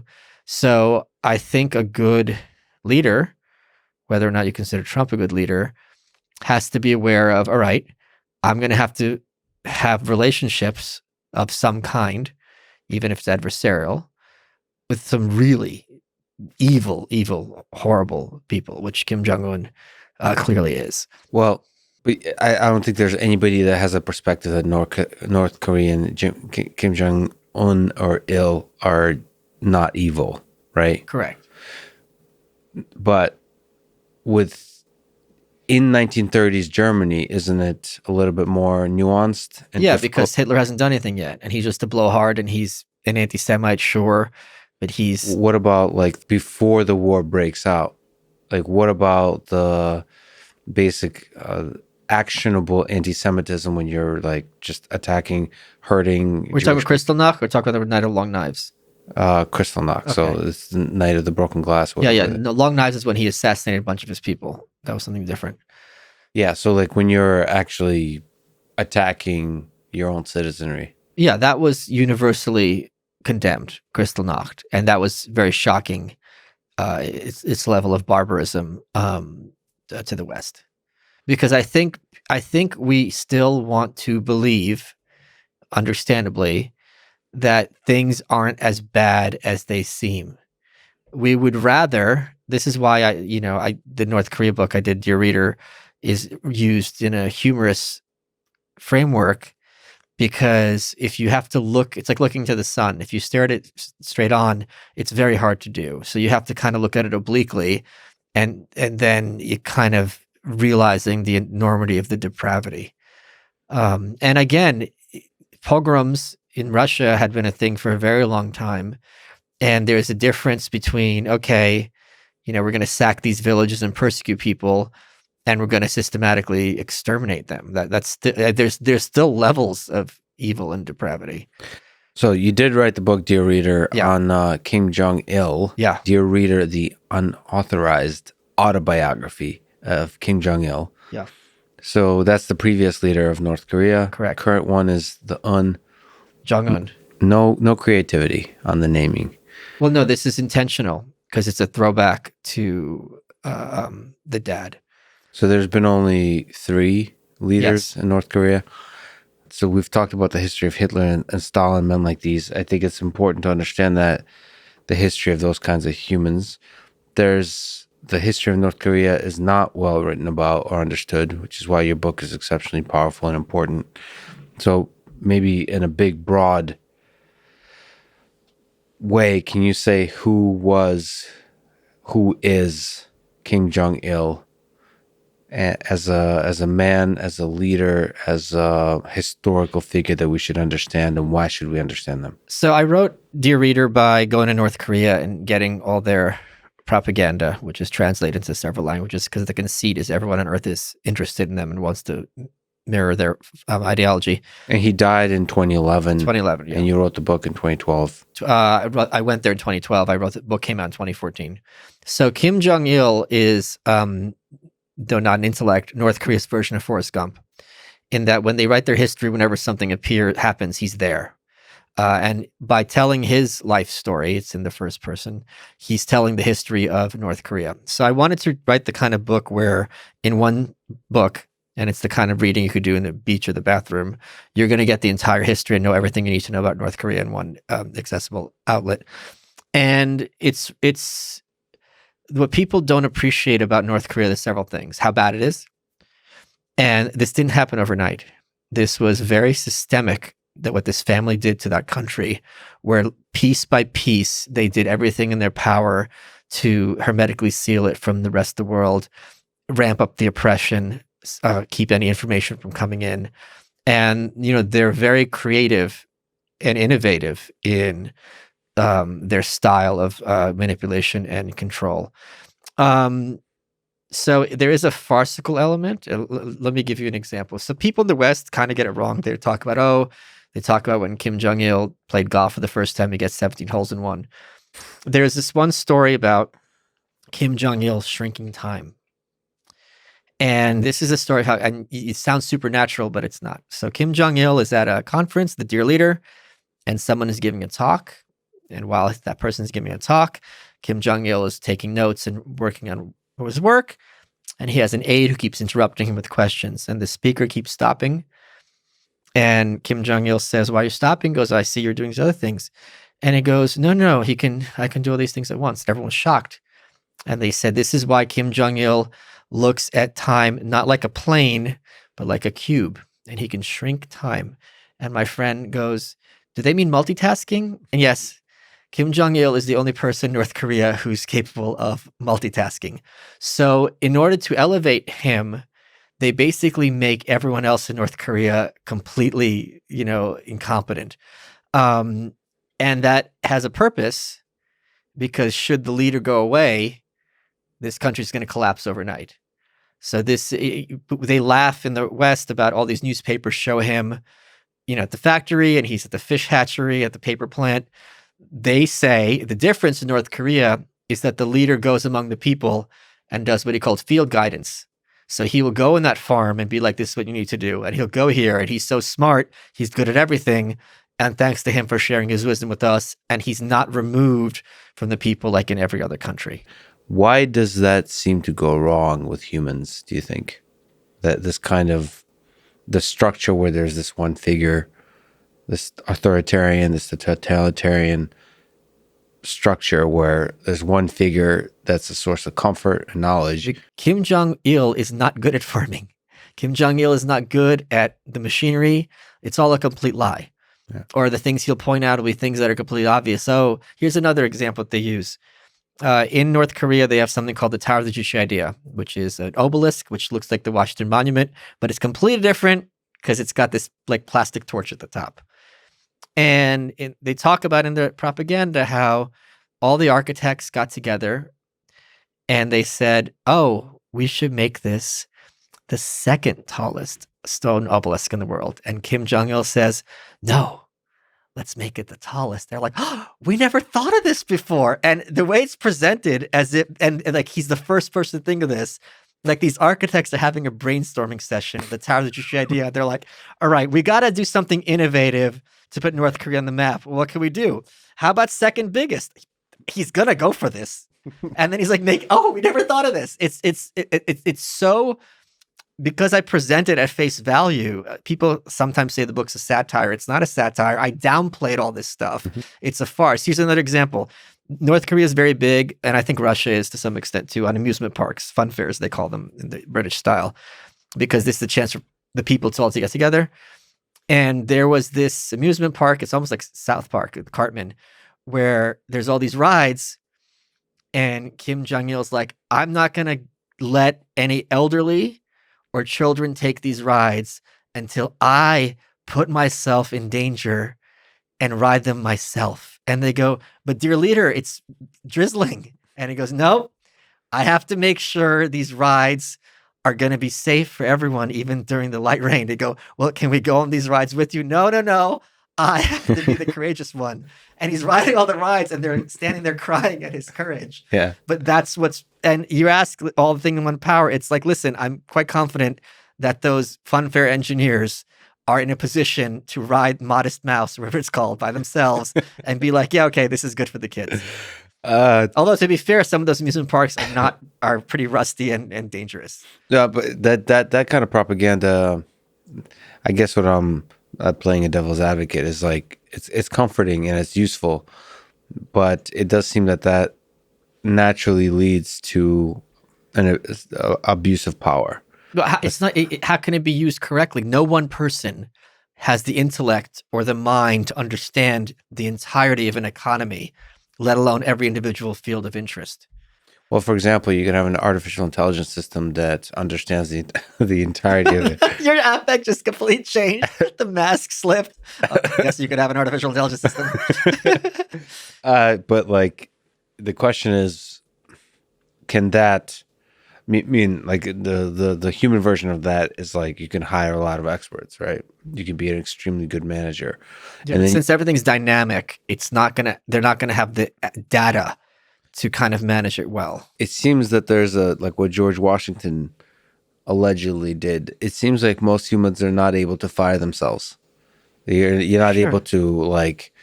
Yeah, you're right. Ultimately, be a check on your own power, but that's not. If I was creating a human, it's like that's not an obvious bug of the system that we would not be able to fire ourselves to know when we have. I mean, it seems like that's something you have to know always. Like that's something I often wonder is like, am I wrong about this? Well, this is what we talked about earlier. What are the safety valves? Yeah. To make sure that, okay, if I am incorrect or my knowledge is finite, Plato's cave kind of thing, what mechanisms are in place that my mistake or limited information isn't going to have deleterious consequences? And North Korea does not really have that. And as a result, they had polio in the 90s. So there is you write about it straight, but there's a humor to it because it's an absurdly evil place, I suppose. Yeah. A bunch of people. I said that I'm talking to you, and a bunch of people asked questions. Oh, God, I gotta hear from the plebs. You asked me before we started recording. I specifically said no. It was in my contract. Yeah, and I gave you all the pink Skittles or whatever. But they pink Skittles. You know, pink. I'm trolling, Michael. Let me explain to you how that works.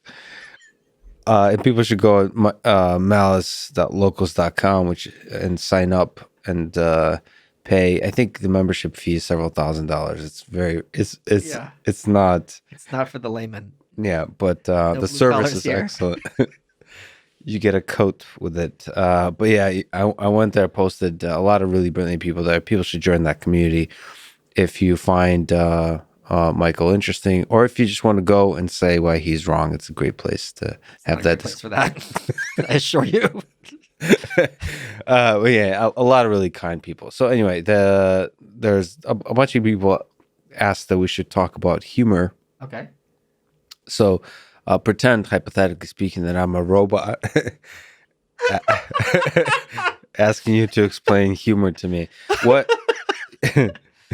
So, dear reader, I mean, there's a humor. You're so wonderfully danced between serious, dark topics and then seriously dark humor. Yeah. Can you try to, if you were to write like a Wikipedia article, maybe a book about your philosophy of humor, what do you think is the role of humor in all of this? Well, a joke is like a baby. You can't dissect it and then put it back together and expect it to work. Trust me on this one.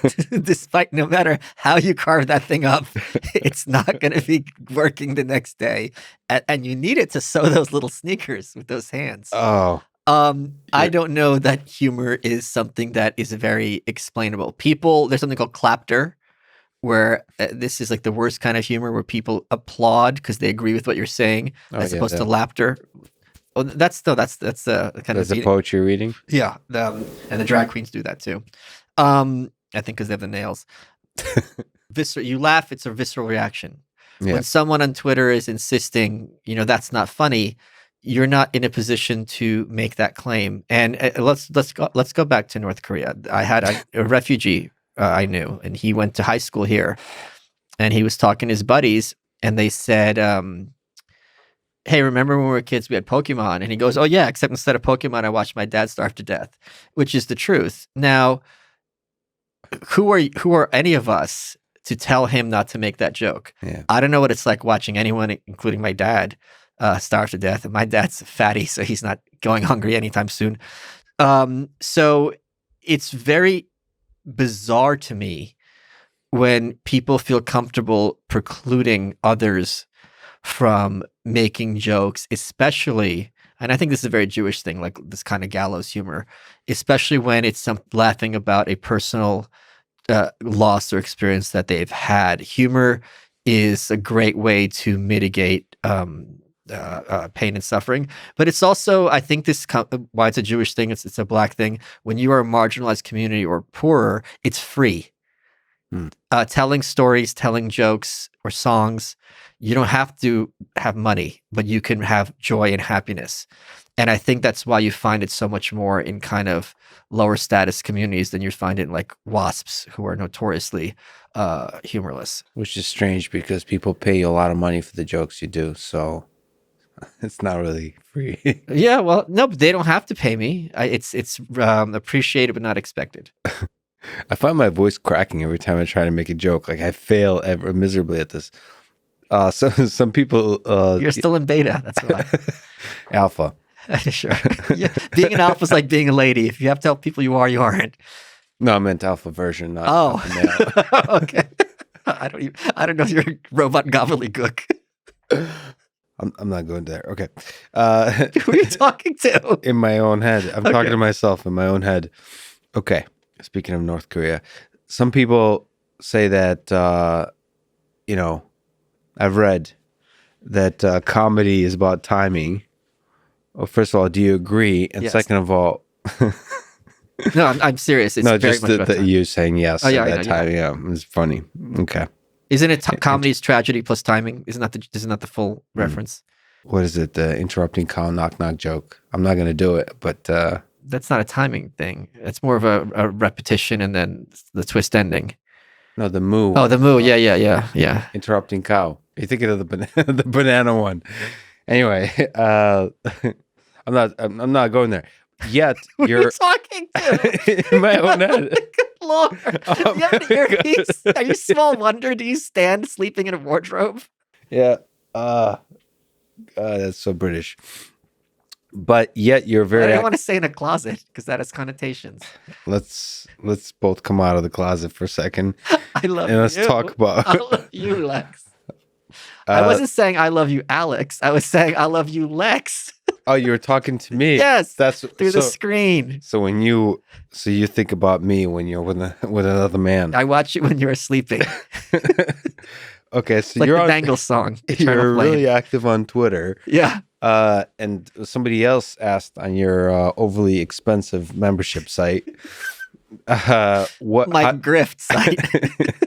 How do you find humor different in writing on Twitter versus spoken humor? So that's a great question. If humor is about timing, how do you capture the timing and the brilliance of the whatever is underlying humor in the context of Twitter? Like another way to say it is, how do you be funny and yet thoughtful on Twitter? So with Twitter, you have to be the first one to the punchline. So when Ron Paul had his stroke, I was immediately being like, he's still the most articulate libertarian. He's doing a great Joe Biden impression right now. All the libertarians got ass mad. And people are like, too soon. Or like when someone dies, you're making the jokes about them. It's like, when do you want to make the jokes about someone just died? A week later? It doesn't make any sense. Now you Too soon is perfect timing. Or you could say it's not appropriate ever, but too soon does not make sense in this context. So that is something that I enjoy doing. It's also fun ruffling people's feathers, which is something I enjoy doing. I think spoken versus writing is very different, because when you are having good banter with someone, for me as the audience, knowing that it is on the spot really adds an element of humor, because then it's like, wow, this is fun. It's like a ping pong match or something. Whereas in writing, you're losing the tone, you're losing the relationship of a dynamic conversation. And a lot of times the joke is just going to be a different type of joke. Well, it's funny, but Twitter, there's a sense, especially your Twitter, that you just thought of that and you just wrote it. Yes. Like there's a feeling like it's literally you talking, as opposed to what I imagine is there's some editing, or it doesn't look like it. No. Whoever your editor is should be fired. There's an interesting effect, actually. If I want to say something, I don't know, about something that's bothering me about the presidential election, something like that. Like, what is the actual central idea that I'm trying to convey to myself? Like, if, say, I was having hypothetically conversation with myself. Okay. What? No, I'm not going there. Why am I putting my pants back on? I'm more comfortable this way. Promo code Malice20, sheathunderwear.com. Okay. That's sheath. What is it? What's the website? Sheathunderwear.com. Sheathunderwear.com. Promo code Malice20. And I forgot, why is that underwear really nice? Because it has a dual pouch technology to keep your man parts separate. They've also got woman stuff, but I don't know how that works. Yeah. There's a thing worth going somewhere. And the material is really refreshing. I mean, it's really a game And it makes your ass look good. That's promo code Malice20. And it's made by a former vet, because he was in Iraq. So that's why I like promoting it. Yeah. But when I'm writing the tweet, I like to, it forces me to think deeply about the core of the message. Okay. But what I found this really interesting effect, like I don't really do much editing on the tweet. Like I'll just like think and then I'll write it. And then when I post it, like submit, like I immediately see the tweet very differently than it was in my mind. Huh. I often delete, I don't know, some percentage of tweets about like 5 seconds after. Wow. Okay. I don't know. It's something, well, once you send it, it's why the Gmail send features, undo send feature is really nice. It's like, it just changes the way I see the thing. So that's very interesting. It's, but I really love it that you can delete it, because when I say stuff out in the wild, like to other humans, like spoken spoken word is like you can't delete what you just said. And I often regret the things I say, like in on the spot. Like I shouldn't have said that. Really? Yeah. I don't have that. Well, again, whoever your editor is, what is it? Edith Piaf, Générique. Wow, your French is as bad as your English. I don't have any tweets I regret, because if I sent a tweet that I regretted, I would make amends. I would make it a point, if I was needlessly offensive to somebody or hurtful or accidentally, I would make sure to fix it and go out of my way to make sure that person feels vindicated and validated by accepting my apology. That has never had to happen, thankfully. I'm also someone who is not big on taking the bait. Some people have come after me pretty hard, and my perspective is that it's not really about me. It's either I represent something to them. I'm just some jackass with a Twitter. So if you're getting this riled up over me, it's not really about me. Maybe I'm delusional, but that's how I look at it. So if they are trying to provoke me into this kind of heated exchange, I will never do it. because I'm not interested in it. And I don't think there's going to be any, it's like Jeanette Rankin, you can't win. It's just going to be like trying to win a hurricane. There's no hero here. Well, let me ask you about this, because somebody also asked it on your overly expensive membership site, that like they were saying that they're an academic. They wonder, because I'm an quote unquote, I'm not an academic, but I do still have an affiliation with MIT. The word academic is just dirty. It's like, It is. Which is a problem that needs to change. Just like the word nerd is dirty. No, academic is going to be the next front to open, and they're going to be very vilified. We're coming for them, and it's going to be very, very ugly, and I cannot wait. No, but there needs to be a place, a different term for people who love research and knowledge. That's very fair. Like you have to. No, you're right, 100%. You're right. So like there, you have to clarify what you mean by academic. And right now, the word academic means in the intellectual public discourse, right. It means the enemy. And there's a lot of people that perhaps deserve that targeted vilification, but like a lot that don't. They're just curious people. Yep. They're just you're absolutely right. Building robots that will one day destroy you. Voice cracks every time I make a joke. You're not, because it's just. I can't do this. You're not making a joke. You're telling the truth. I'm editing. Can I delete that joke? Okay, it's not even a joke. Building robots that will one day kill us. God willing. God willing, humans are the joke. That's why I'm cracking. My voice is cracking. What was I even fucking saying? Academics. But why? My local, someone had a question. They're an academic. Right. They're an academic. They're saying like, are you worried that, in academia, associating yourself with a sort of somebody who can be misconstrued to have radical ideas, like the two examples they gave is Michael Malice and Joe Rogan. Does Joe have any radical? I wouldn't consider him radical at all. Well, we can talk about it. But Joe is, I think, a bad example. He's quite centrist to me. Well, he could have, for example, like what has Joe been attacked on? Is, for example, on the topic of like transgender, like and athletes in sports. Athletes in sports. There's what else? I mean, he's been pro Bernie Sanders and that's hardly radical. Pro Trump, or like giving Trump a pass. Yeah, or not anti-Trump. Not anti-Trump. Yeah. Oh, what else? But none of these are radical. Meat stuff, being pro meat versus anti-vegan. Yeah. All those kinds of things. But you can be misconstrued and saying there's, I think, a highlight. And my mom actually wrote to me about this, which is hilarious. Yoshinka. Thank you. I like how you jotted it down. It's when it's important. Well, so your mom wrote to you, Yoshinka. That's a sign. My voice cracks. A sign when Michael Malice makes a funny joke is when you jot something down. Yoshinka. And then he writes it, and then the next time he just crosses it out. That's a good point. Yeah, it's like Joe Biden at the debates. Okay. I did also just crap my pants. So it's like a mud slide down here. He's a comedian.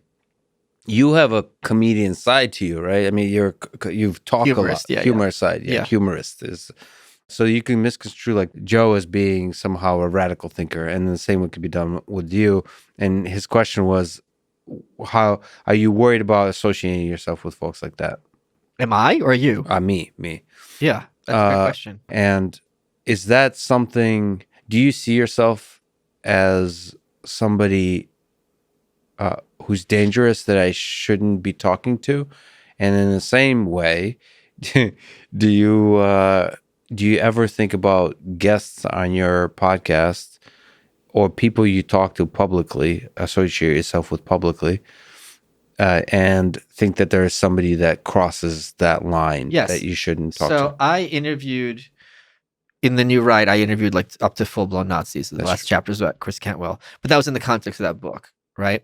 So there's lots of people want me to have on my show. And the way I look at it is like you have a table and a tablecloth, right? And let's suppose the table is 3 feet wide. The tablecloth is 2 feet wide. So if I move the tablecloth to the right, I'm going to lose people on the left. I can only cover so much space. And the further you go on the fringe in one direction, the more mainstream you're going to lose in the other direction. So I'm very much making a conscious choice not to talk to people will say I'm cowardly, and that's absolutely true. I'm being fearful here. I would prefer not to talk to some of those who would alienate some of the more mainstream people. And here's a perfect example of why. On my birthday last year, I woke up 7 o'clock in the morning to go pee. And I checked Twitter, just whatever. And Jeb Bush had followed me. Jeb. And it's 7 a.m. You're not really awake. You're like, wait, what? And then I thought maybe it's a fake account, but it's in the verified tab. Oh, you don't have this because you're not verified on Twitter. That's a shame. So people who are madder on Twitter. Twitter does not respect robots. They ban bots. You're lucky you haven't been banned. 0, 1. 0, 0. It's 0, 0, 0. Those are my pronouns. 1. So it was Jeb, Governor Bush, and I corresponded with him. And I asked him on the show, and he decided not to for various reasons. Very politely, he's like, just politics is so bad right now, I don't want to talk about it. And I respect that for him. If I am in a space, if I'm creating my show where he's going to get heat for who and get canceled, oh, you can't be on the show, he has these other guests, I don't want to lose that opportunity because, as we were talking about earlier, me and Alex Jones and Tim Pool, I think a lot of people would be very excited to see me sit down with Jeb Bush. And I told him in writing, and I meant this, I wouldn't be clowning him. I wouldn't be disrespectful. It would be a lot of fun. There's a goofball side to him that comes out sometimes, and I would do my best to bring that out and talk about what it's like being a blue blood, to be born into his grandfather, Prescott Bush, was a senator from Connecticut, marrying a woman who didn't speak English. How does that work when your family's royalty and things like that? So I had a lot of fun questions for him, and that's kind of, you're going to have to choose one or the other. Well, you do a really good job of that. Like Ben Shapiro does a good job of that too, which is you can have multiple. You can have a trolley side, a humorous side, where you tear down the power structures and so on. But you can also have a serious side, and it's a safe space for people from all walks of life to walk in. And yes, you're not adversarial. Never. I take the word guest seriously. If they're going to be on my show, I'm not going to have them have negative consequences as a result of being on my show. That said, I mean, maybe in my case, I'll be honest and say that I find Alex Jones, outside of the conspiracy stuff, for some reason, maybe you can explain, maybe you can psychoanalyze me, but I find him hilarious to listen to. He's a performer. He's very performative. But there's a lot of people that don't see the humor of it, and they see the serious consequences of spreading conspiracy theories of different kinds. And you mean, they see the danger of it, And I personally, I'm often tempted to talk to Alex in a podcast format, but I think I'm trying to convince myself that I never will. For me, I feel unsafe talking to Alex because I can't truly be myself, which is you'd have to be naive and honest. Yeah. And actually, I generally, when I talk to humans, I want to see the best in them. And I think that's, I often think about if I talked to Hitler in 1935, 1938. You got a list of names to give him? Well, yeah, I mean, that's how you get the interview. Come on, let's be honest. Who are we kidding? I would, you have to give away one of your, I would probably give away my brother, so. How many brothers do you have? Well, just one. Okay. Too many. What? I want to be an only child.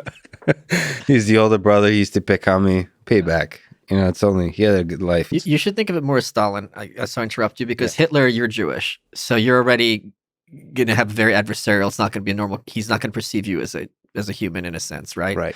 So it's Stalin, you're right. Yeah, that would be much easier. Or Kim Jong-un or something like that. You think, how, okay, this is a good question. Is it? In that spirit, why don't you jot something down? If Lex loves Hitler. All right, we'll cross it out in a second. Prove.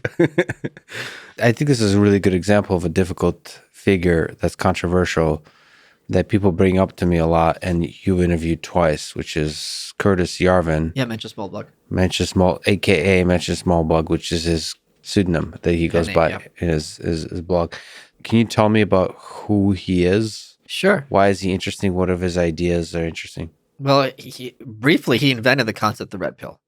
So Mencius Moldbug had a blog called Unqualified Reservations. You can still find it online. It's very verbose. He writes at length, very, very bright. His perspective is very heretical. So a lot of things that we take for granted in our liberal democracy, he regards as not only incorrect, which is downright absurd, and he does not take what many people view as the basis of American political discourse as the basis for his thought. So when you're starting with someone who is basically repudiating kind of the Western worldview, or not the Western worldview, like the American milieu, a lot of people are going to, of course, regard him as dangerous or someone who is verboten. He's a very bright person. Why is he such a toxic figure? Because if you are blue-pilled, if you are the guardians of what is acceptable discourse, then you have to make sure your forts are secured and that any figure outside of this acceptable discourse has to be marginalized and regarded as radioactive as possible. You don't want to let in these kind of ideas that would be destructive to your hegemony. Well, so let's dig into it. So like I've read a few things by him, but then I hear that in a bunch of places, him being called a racist, a white supremacist, neo-fascist, so on. I go to his Wikipedia. Yeah. There's a view on race section. Let me read it. Okay. Yarvin's opinions have been described as racist, with his writings interpreted as supportive of slavery, including the belief that whites have higher IQs than blacks for genetic reasons. Yarvin himself maintains that he's not a racist because while he doubts that, quote, all races are equally smart, the notion, quote, that people who score higher on IQ tests are in some sense superior human beings is, quote, creepy.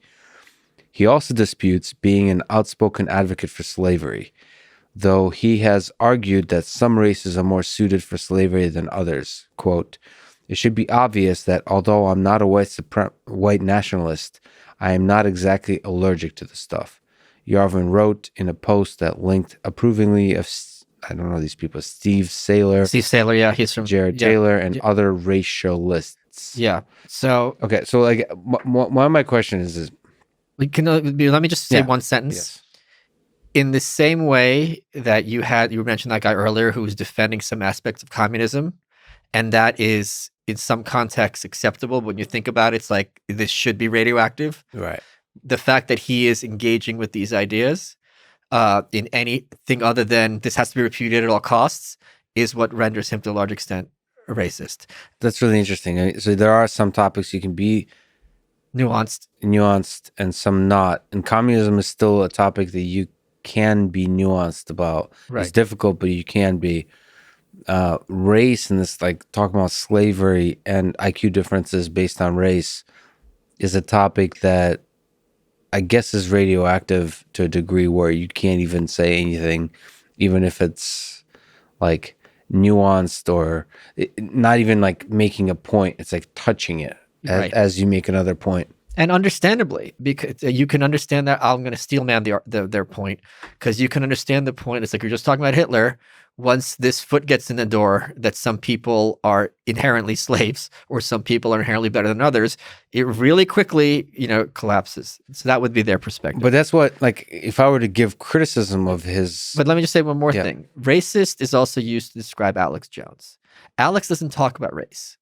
Racist is a shorthand for a certain percentage of the population to let you know, do not bother investigating this person any further. Yeah, They're so off limits. Definitely. Racism and sexism is a thing that's now used to shut down conversation that's quite absurd by a small percent of the population. But Jared Taylor and Steve Saylor, Jared Taylor interviewed him for my book. He would be regarded in any sense as a racist. What's the difference between racist and racialist? So racialists, I mean, this is splitting hairs, and now I'm going to be all radioactive.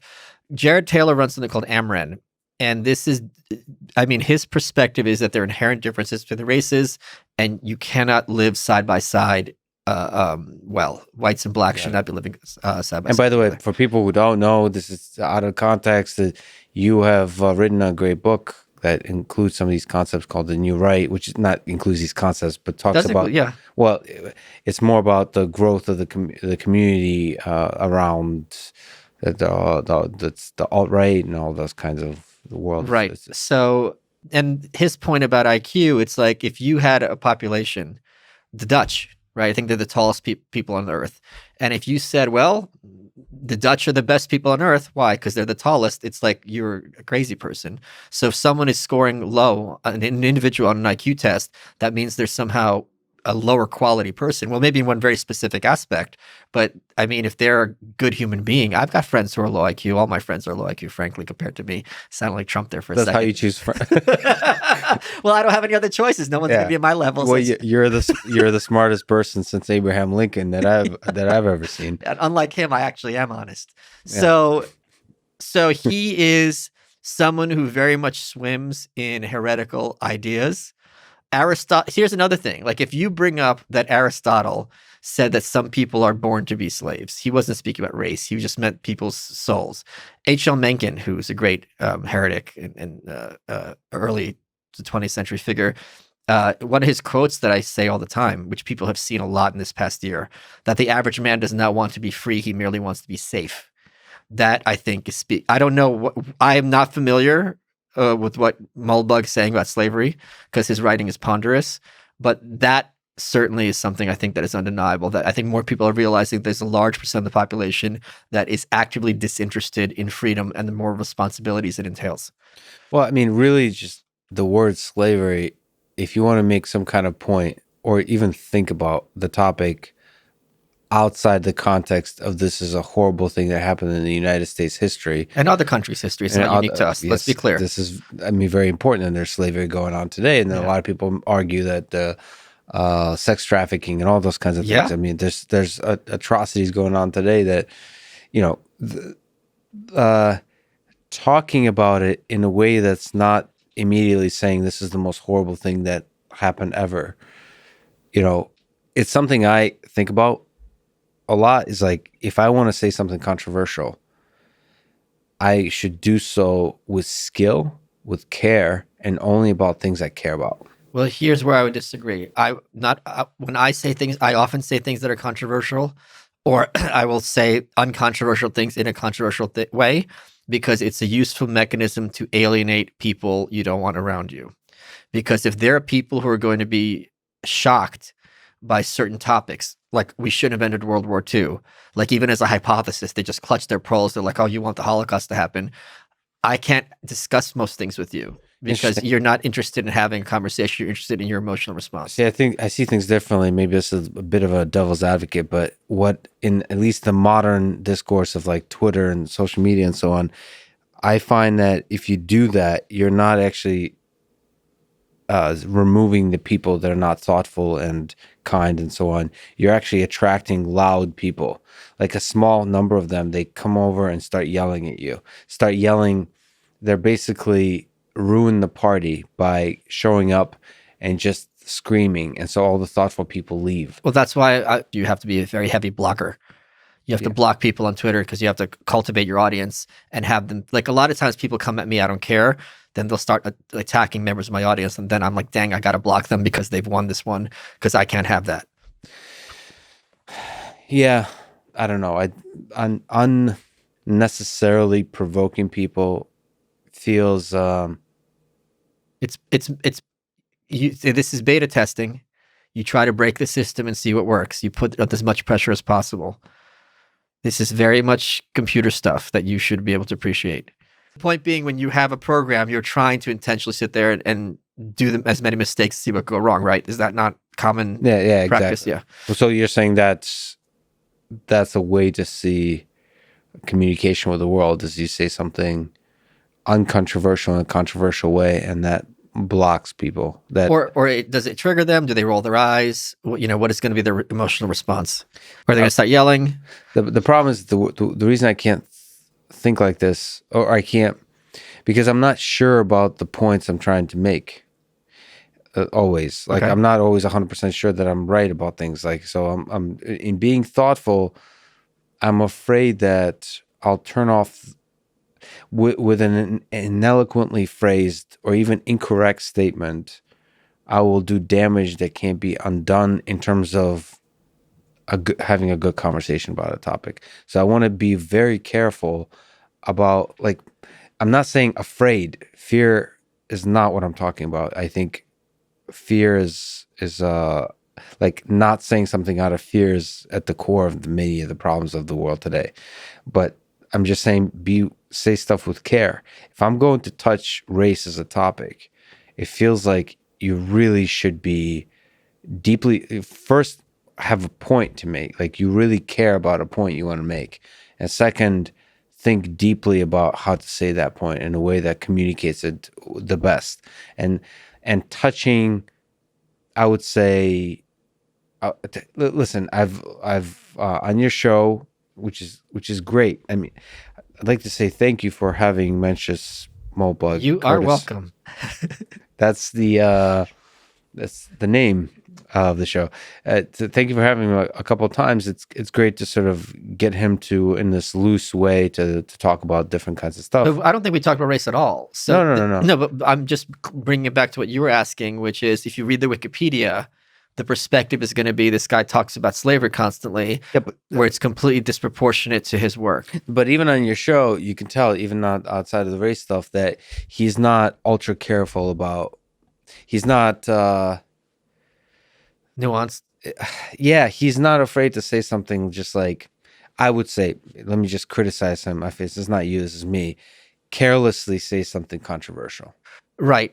Like, I'm not saying he doesn't go, like, that makes him, it's a very different thing than somebody who on purpose says something controversial stuff, like Milo Yiannopoulos. Sorry, I forgot, Milo, whatever his name is. Yiannopoulos, yeah. Yeah, which is really nice to see that he's a genuine person who's thoughtful. He doesn't mean to, but he just carelessly seems to say things that I feel like damage the rest of his body of work. I can't really speak for him, but I would guess his point is, once you're swimming in this kind of worldview, you're going to be anathema already. So there's no pleasing these people. So why bother trying? Yeah, I think that's a black pill way of seeing the world. It's not black pilled at all. Because it's a cynical way. Like, these people. So, like, it's saying that it's a very kind of way of thinking, like, I'll say whatever I want, whoever comes along with me. No, you just earlier said yourself that racism has been weaponized as a way to shut down conversation. Yeah. So I think his perspective would be, I am so outside the mainstream in my worldview that I know I'm going to be called racist. So there's no point in trying to be nuanced, because I'm already going to get the scarlet letter. Yeah, I just disagree with that, because, for example, I am one person that he turned off. Okay. By his carelessness, and I think I should be a good target. I should be somebody. I think that's fair. And I'm just like, it's very convenient to think that there's ridiculous people out there, which there are, sure, who call everybody racist and sexist currently, and then you can't please them, so I'm not even going to try. No, but there's like this gray area of people, sure, that I don't listen to the outrage culture, whatever. This Wikipedia article means nothing to me. Like, I'm not going to. Right, I got you. I'm just seeing this careless person, and if he's going to be careless about like race like this, I feel like if I walk along with him long enough, I'm going to catch the carelessness. I'm going to lose, like. I'll defend your perspective better than you can. Yeah, this is good. I'm taking notes. I talked to Eric Weinstein after you guys talked about me on your show. Pronounced Weinstein. We had a good conversation. He invited me on his show. That would be an amazing conversation. And we got on the phone, and his concern, fairly, he goes, I don't want you to come on my show for the purposes of clowning me. And I would never do that. Yeah. It would never. He might not be aware of who Well, that's why he wanted to feel me out. He's like, when he hears troll, it can mean a lot of different things. And we had a very conversation. It was very clear that that's not where the conversation would go. But I think when you are going to be on someone's show, there is a responsibility that they're not going to have to pay a cost for having you as their guest. So if you were put off by how he was in that live stream or two I did, like, I understand where you're coming from. I think he's very, very bright, but you have a different audience than I do, and you're going for something different than I am. No. Like in just sense of, you wouldn't feel safe with him. Yeah, I wouldn't feel safe with him. But he's borderline for me. I think I would like to actually talk to him one day. Alex Jones is crossed the other line for me. Well, you could do what you could do with me. Tape the episode and then never release it. No, it's one of those things where it'll be when there's finally they'll make a History Channel documentary about you and I and how it all went wrong, like the cult that we started and everybody killed themselves, and there's we'll release it then because it'll be like unseen footage. This is how it started. It'll be black and white in a basement somewhere in New York. Yeah. Yeah. My mother's basement. This explains so much. Okay. So I spoke to Yaron Brook about objectivism and Ayn Rand. He kind of argued, he highlighted the difference between capitalism and anarchism as around the topic of violence, and that having government be the sort of the negative way to say it is like having a monopoly on violence, but basically being the arbiter of, or the people that making sure that violence doesn't get out of hand. That would 2020 showed that. Yep, the government's great at that. Yep. Well, what's okay without this is him with a straight face making that argument. Good work, Yaron. All right. Well, can you with a straight face argue for the idea that in anarchism, violence would not get out of hand? Sure. For one thing, if your worst argument against one of my little quotes is, what are presented as the strongest arguments against anarchism are inevitably descriptions of the status quo. So the argument is, under anarchism, you'd have warlords, killing people, and then you'd have, whoever's strongest gets to just take over a neighborhood. Well, we have that now. We saw that the police are perfectly comfortable disarming the population, and then when they try to protect themselves are punished. We're happy to stand down. You can only have that happen if you have a monopoly. If they're like, let's suppose you had television stations, right? And CBS said, you know what? We're not going to broadcast. Cool.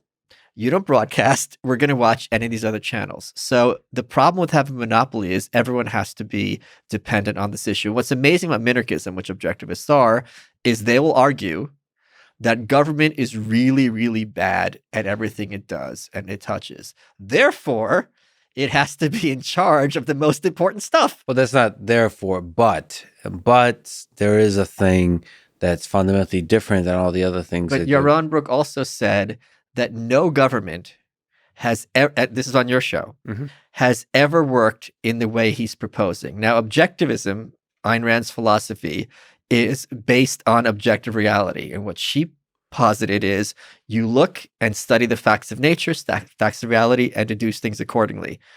And she very much regards herself as part of the Aristotelian tradition, as opposed to the Platonist tradition, where the idea precedes reality, and the idea is more real than what we see around us. So what he's saying is all the data, according to him, contradicts his argument, but still he's going to make this imaginary government that has never existed, and there's no evidence that it can exist. Let's talk about objective law. To have access to the legal system, which is something we want, even just in terms of settling disputes, when you have a government monopoly, It's going to be more expensive, more difficult for poor people. The cost of hiring a lawyer is more expensive than hiring a surgeon. You can't say with a straight face, this is the only way or the best way. Okay, so... And the other thing is the argument for objectivism. They have this against anarchism. They have this stupid claim. It's like, what if, you're a member of one security company and I'm a member of another, and we have a dispute and one shows up the door. What happens now? As if this is some insuperable argument. Well, we have that on Earth. Every country is in a state of anarchism regarding every other country. We don't have a world government. So what happens if a Canadian kills an American in Mexico? I have no idea. I bet you don't have an idea. What I'm sure of is that system has been worked out ahead of time between the three countries, and it's been worked out in such a way that you and I don't have to reinvent the wheel. Same thing with cell phone companies. If I'm on Sprint, you're on Metro PCS, and I call you, who pays? Does Sprint pay you? Do they split the difference? First of all, there's no objective way that one has to work. But the thing is, companies who have auto accidents, they have arbitrage all the time. Like if I run into you, they work it out, and it never reaches our desk. So the only thing that cops are good at is keeping people, at any government monopoly, is forcing people to be their customers by keeping them unsafe. Okay, there's a few things I'd like to say there to just explore some of these ideas. So one is in terms of Canadian and Mexico and so on, that it does, something has been worked out, perhaps. Not perhaps. Don't say perhaps. You know for sure that if there's a point I'm trying to make. So okay. Yeah, let's say for sure it's been worked out. There was a point in history where it wasn't worked out. Like to come to a place of stability, there has to first be some instability. So when you first, like for every kind of situation, they're like dispute over space, like who gets to own Mars, that kind of thing. Sure. There's a first for it, and then these different competing institutions will have to figure it out. And so there's the concern with anarchism, I think, or with any kind of interaction. What you said brilliantly, that there's an anarchism relative to there's no one world government. Right. Alex Jones enters the chat, but there's the fear is that there's going to be an instability that doesn't converge towards some stable place. That is not the fear. That is the goal under Ayn Rand's philosophy. Markets have something what they always talk about as being creatively destructive, which means you look at something that's been happening for a very long time. Every generation, every innovator starts chipping away at it. He finds better ways, marginal improvement or or it doesn't work, and he goes broke. When government tries to implement improvement, we all have to suffer the consequences. When an innovator does, it's a huge asymmetry. If it hurts, it only hurts him. If it succeeds, he becomes rich, and we all profit as a consequence. Well, but the fear of anarchism, I think, is that it will be non-creative destruction. It'll be just destruction. Right? It's not like the instability. Let's give you, there's no, stability is one of these words that sounds objective but has no real meaning. What field has stability? If you had, let's suppose you want stability. Relationships. Yeah. Let's talk about medicine. Stability means we're not going to invent new diseases or new treatments, right? If you mean stability in terms of a baseline of security, we have that already. Very few relationships turn violent. Under an anarchist system, look at it right now.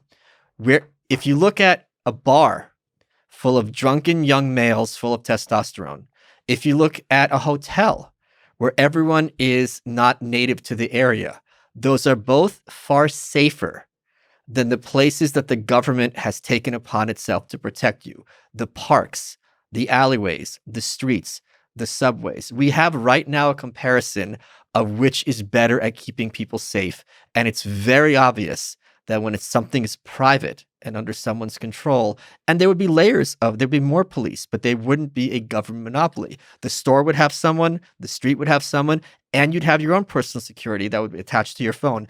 Having security as a function of geography, as opposed to a function of you as an individual, is a landline technology in a post-cell phone world.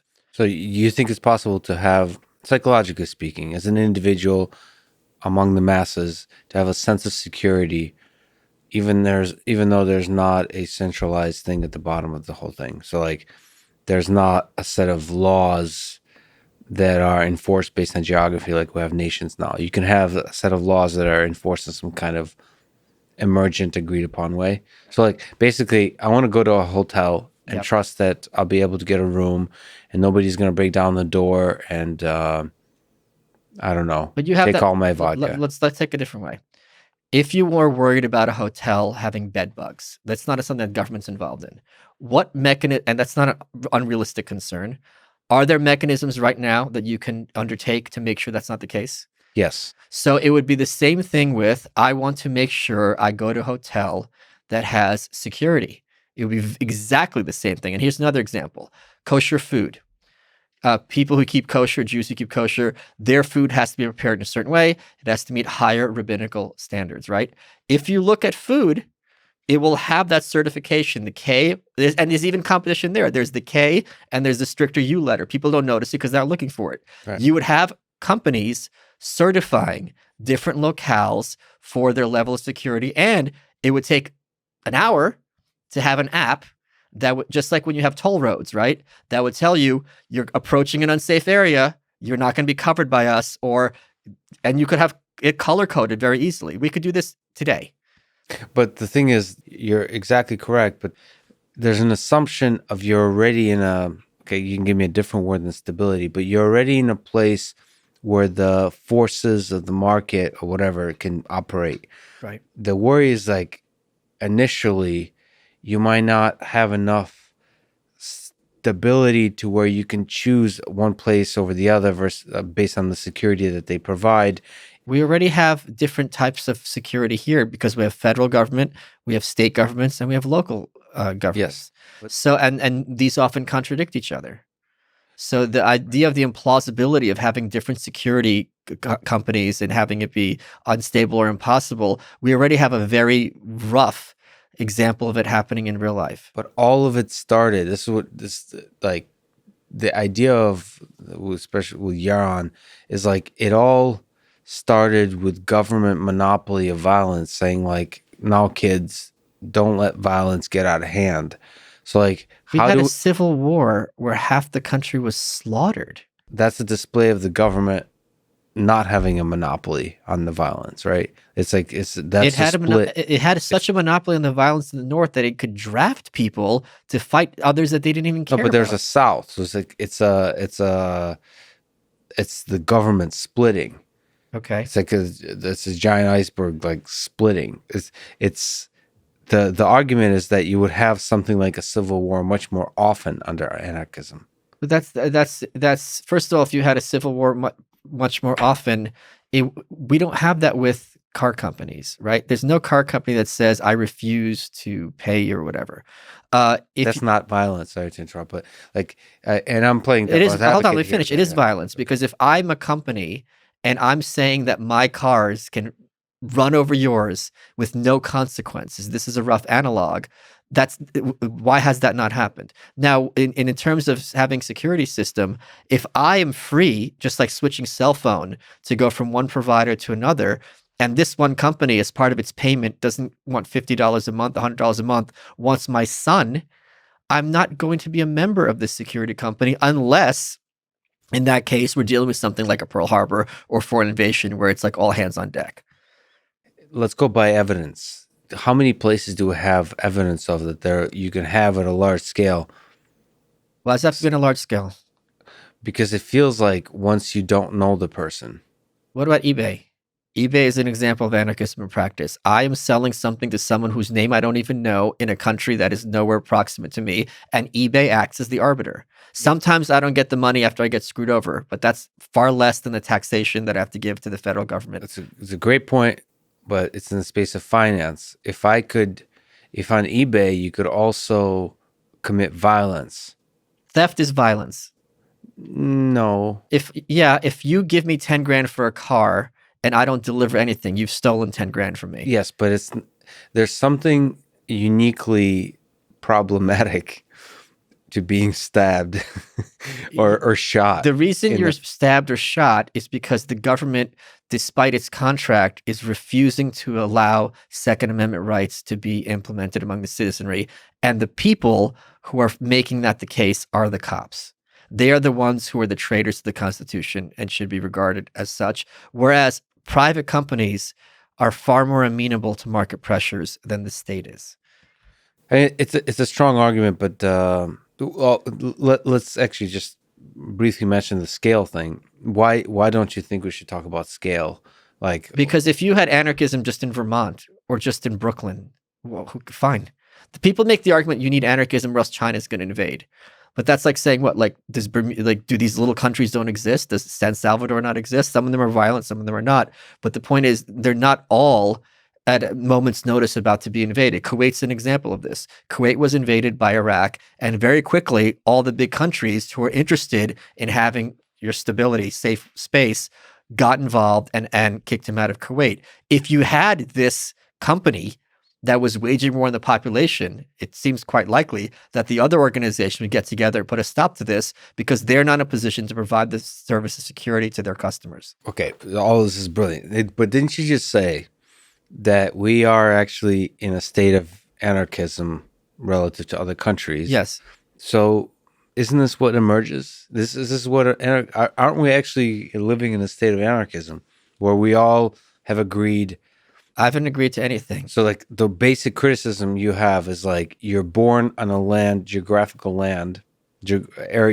area, and you're forced to have signed a bunch of stuff just by being born in a particular place. So really if you could just much easier choose which space of ideas you associated with, that would be actually a state of anarchism. Yes. And you could have like a military that you sign up with. Sure. And you're certainly not putting people in prison to get raped because they're selling drugs. Yeah. And you're certainly not allowing everyone else on the street who wants to be there. Can we say something nice about Ayn Rand? I can talk about nice things about her all day. I own her copy of The Fountainhead, you know. Yeah. What to you is Ayn Rand's best idea? One that you find impactful, insightful, useful for us in modern society that you think about? That your life has meaning and productive work is your highest value, and that you shouldn't apologize. And this is something I despise. You shouldn't apologize for saying, I want to be happy and I'm going to work toward that. And that there's a few others. That you owe nobody else, some random stranger, a second of your time. You see this a lot on Twitter and social media, people like demanding a debate or demanding you act a certain way and engage with them. You don't owe them anything. So I think those are some of her best ideas. And she teaches you how to think. Ayn Rand does not have all the answers, but she has all the questions. Do you think, what do you think about the whole selfishness thing? I mean, are you triggered by the word selfishness? So it's really unfortunate what she does, because you were just talking about earlier about Moldbug being carelessly. This is indefensible in my opinion. So she talks about the virtue of selfishness, and she claims that when people talk about selfishness, they mean concern primarily with the self. They don't. When people talk about selfishness, they mean in a sociopathic way, concern exclusively with oneself, right? Yeah. They mean like, oh, if someone is dying on the street, I'm not going to, even waste a second saving them because I'm selfish. So she sets up this complete caricature of the term. When she's attacking selflessness in her best sense is when there are people who have no sense of self. They have no values of their own. They have no goals of their own. Everything that's in their mind is gotten secondhand from the culture at large. And there's nothing unique or special from their perspective worth fighting for. So when she attacks, when she advocates for the self, she basically means self-development, self-improvement, and achievement. So I think that word choice is really false and needlessly off-putting. Yeah. Controversial, perhaps for the purpose of being controversial. But I don't know. But it's not accurate. That's not what people mean by selfishness. Yeah, I would say it's one of the reasons probably her philosophy is not as much adopted Yeah. or thought about is like, it's funny, like the use of words means something. Exactly as you said, that's my criticism, Mencius Moldbug, which could be incorrect criticism, by the way. So I'm not exactly sure. Can we talk about some modern day chaos and politics? Yes, please. I hate chaos. Speaking of your hatred for chaos, let's talk about secession. Oh, yeah. I was the first one on this trip. Yeah, you were, well, the Civil War beat you to it, but Sure. In contemporary times. in contemporary times, you're on this. Can you talk about what is the idea of secession? What are the odds that it might happen? What does it mean for the United States in some way for different states to secede? Sure. America's been one country with several cultures since the beginning. There's absolutely no reason for someone, this goes back to the anarchist idea, if you despise Donald Trump, which is your prerogative, if you think Joe Biden is a clown, which is your prerogative, there's absolutely no reason for you to be governed by someone you disapprove of. This is an incoherent, nonsensical concept. The only reason we even take it as a hypothesis is that we're trained to the contrary since kindergarten. A secession, I don't know along what lines, but increasingly, it's becoming harder and harder for people to have conversations. I think social media, and this is something people despise social media for, I think this is something that social media has done well, which I'm advocating for, is it tends to kind of run through ideas through like an evolutionary process and drive them to the logical conclusion. So it's very hard to be a moderate online because there's going to be people, pushing through your ideas through several cycles, and then you're going to end up at some kind of more pure, or if you want to dislike it, extreme perspective. Having these different pockets, it's not really governable because people fundamentally have different worldviews. So I don't know what secession would look like. I think the number is really increasing at an exponential rate. I do not think number of supporters. I think the claim that this can only be accomplished through violence is false. It's a lie. Just like any divorce doesn't have to involve beating your ex-husband or ex-wife. So, and I'm very much looking forward to this becoming a reality far quicker than I ever expected.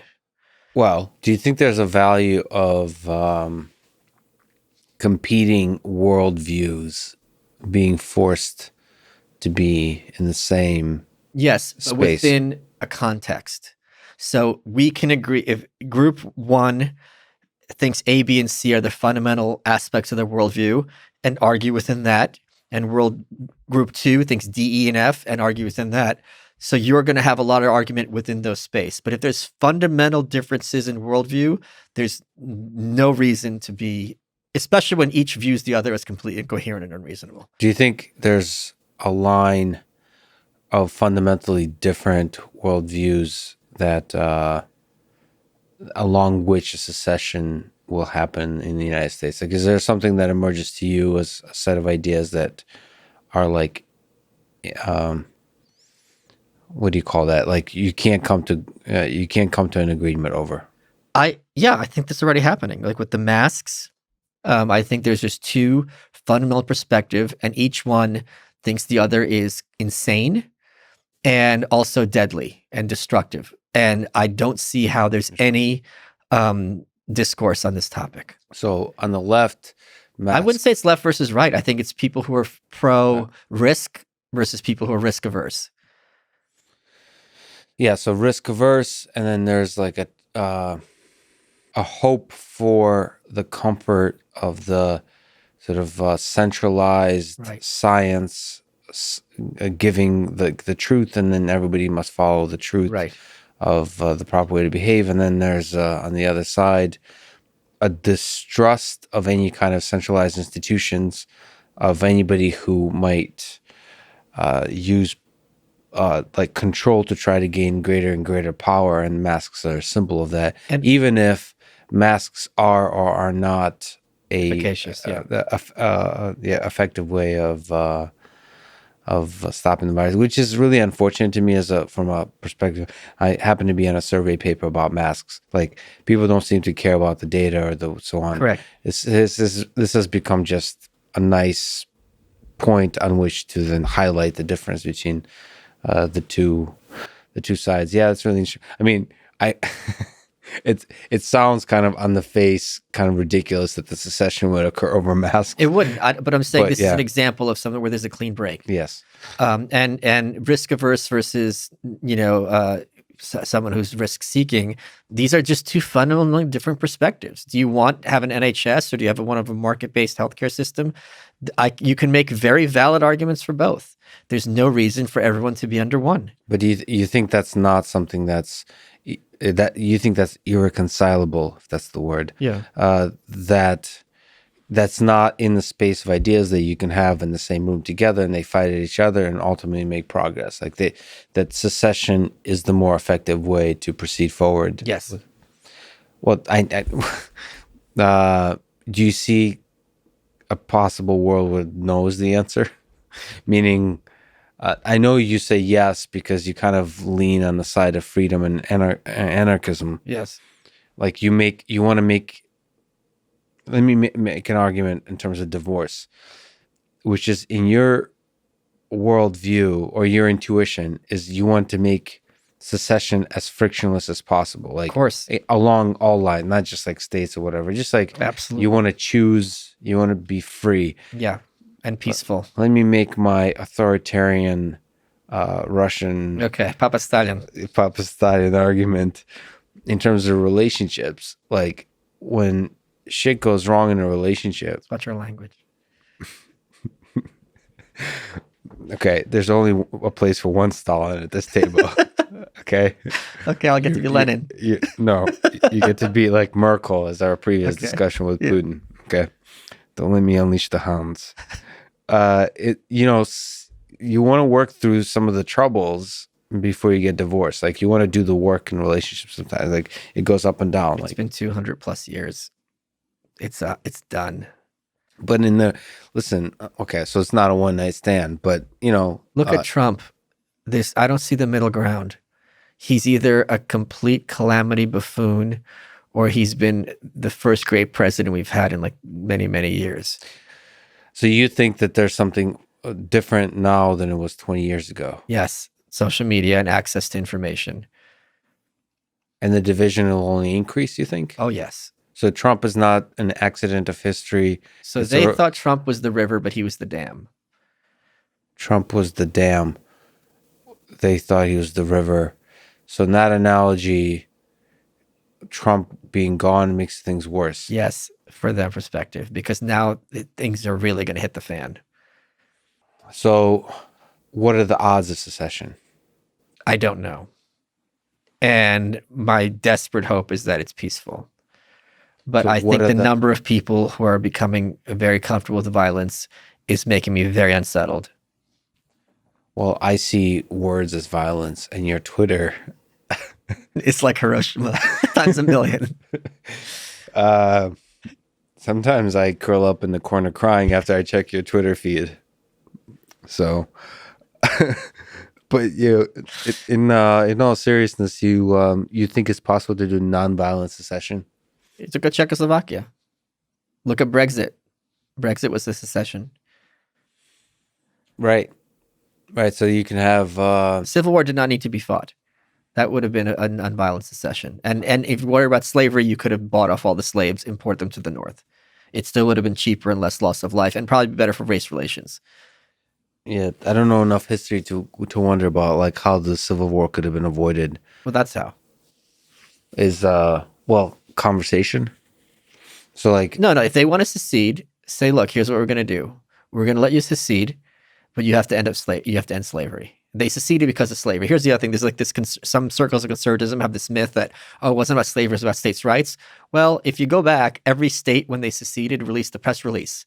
And they said explicitly, we're doing this because of slavery. So that is an abomination that needs to be taken care of. But the other countries have, ended slavery peacefully. One of the ways to do it is pay them and we end up doing this after the war. I think the South people got reparations, the slave owners. It was just insane. Bring them north. You want to go to Canada, whatever, and you agree, and that's our peace treaty. Because the people who died weren't the slave owners; it was white trash, and that's who always. And I hate that that's the term. I can't think of a better one, but that's who always ends up fighting these wars often, disproportionately. It's poor people and uneducated people. Yeah. And I did not regard them as cannon fodder. I think it's horrible. So what would it look like? There would be two founding documents. Yeah, they had their constitution. Actually, I don't know the history of that. Yeah, they had a constitution, but it was much more decentralized. If secession doesn't happen, Yeah. you said that Donald Trump was the dam, not the river. Yeah. That sounds like Walt Whitman or something. It's poetry. Okay. Are you flirting with me? I don't. You know us. We don't flirt. We just Go to town. club and drag you to the. It's just the hammer. cave. We hammer and sickle. And you don't want to know about the sickle. It's not good cop, bad cop. It's Bad cop, worse cop. yeah. What do you think 2024 looks like in terms of the candidates? And it's going to be Kamala Harris as the Democratic candidate. I'm really looking forward to Ted Cruz versus Mike Pence because they're both very good at debate. That would be interesting to see how they differentiate themselves. But honestly, things are going to get really ugly really soon. What about Donald Trump coming back? He's not going to do it.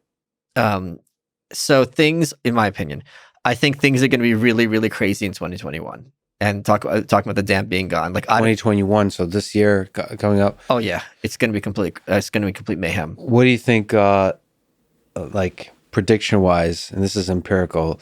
What do you think Donald Trump's Twitter feed looks like in 2021? Like if we're at the end of 2021, we'll look back and see like what was the Obamagate exclamation points or we won.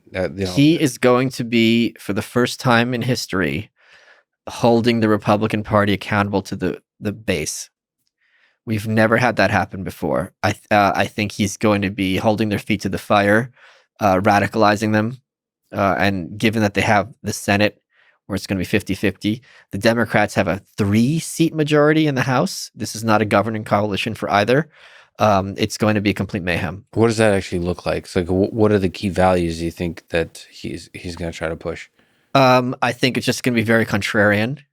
He's going to be holding them accountable in terms of budgeting, even though he never did that as president. Right. I think in terms of some kind of nominations. Here's the thing: this is the first time since Nixon. 50 years, and things weren't as politicized then, where an incoming president doesn't have control of the Senate. The Senate has the vote over cabinet positions.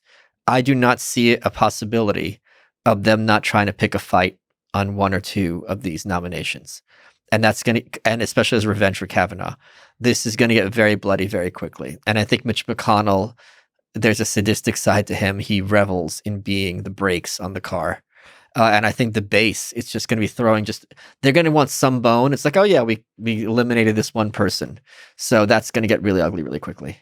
You see it being quite divisive, like the division increasing, not stabilizing or decreasing. And I'll be doing my part. I know you'll be doing my part, but I'm trying to do my part and like trying to be like, to me, the division is shouting over people like Elon Musk, people who are actually building stuff and like accomplishing things in this world in terms of like... Elon said he took the red pill. No, see, you're talking about I'm talking about, forget Elon, SpaceX and Tesla, and actually the good sides of like some of the things that Google is doing, like actually building things like making the world's information searchable, all that kind of stuff. Sure. Like all the stuff, making actually the world a better place. There's a bunch of technologies that are increasing our quality of life. All this, all that kind of stuff. I feel like they get like not much credit, or in our public discourse, because of the division. The division is just like people. It's clouding our ability to concentrate on what's awesome about this world. Well, you know what would eliminate the division, right? Secession. Yeah. See, it's hard for me to disagree. It's hard for me to disagree but at the same time, secession, I'm a romantic at heart, and You to wanna me, live in divorce a- breaks my heart. Cool, but do you want to live in a Cool country? story, bro. Yeah, but do you want to live in a country where Joe Rogan is regarded as an example of someone who's spreading white supremacy? I don't. Well, but see, I feel like that's not the country we live in. That's just The New York Times did it. The Cathedral does it on a regular basis. Well, the cathedral is okay.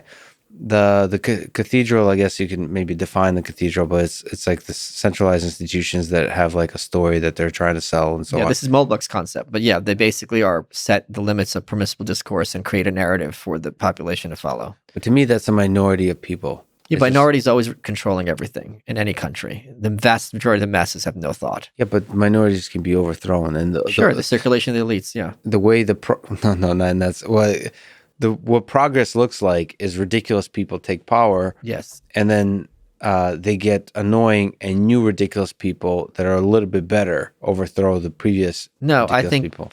progress happens despite the people who are in power, not because of them. Right, and so why is secession?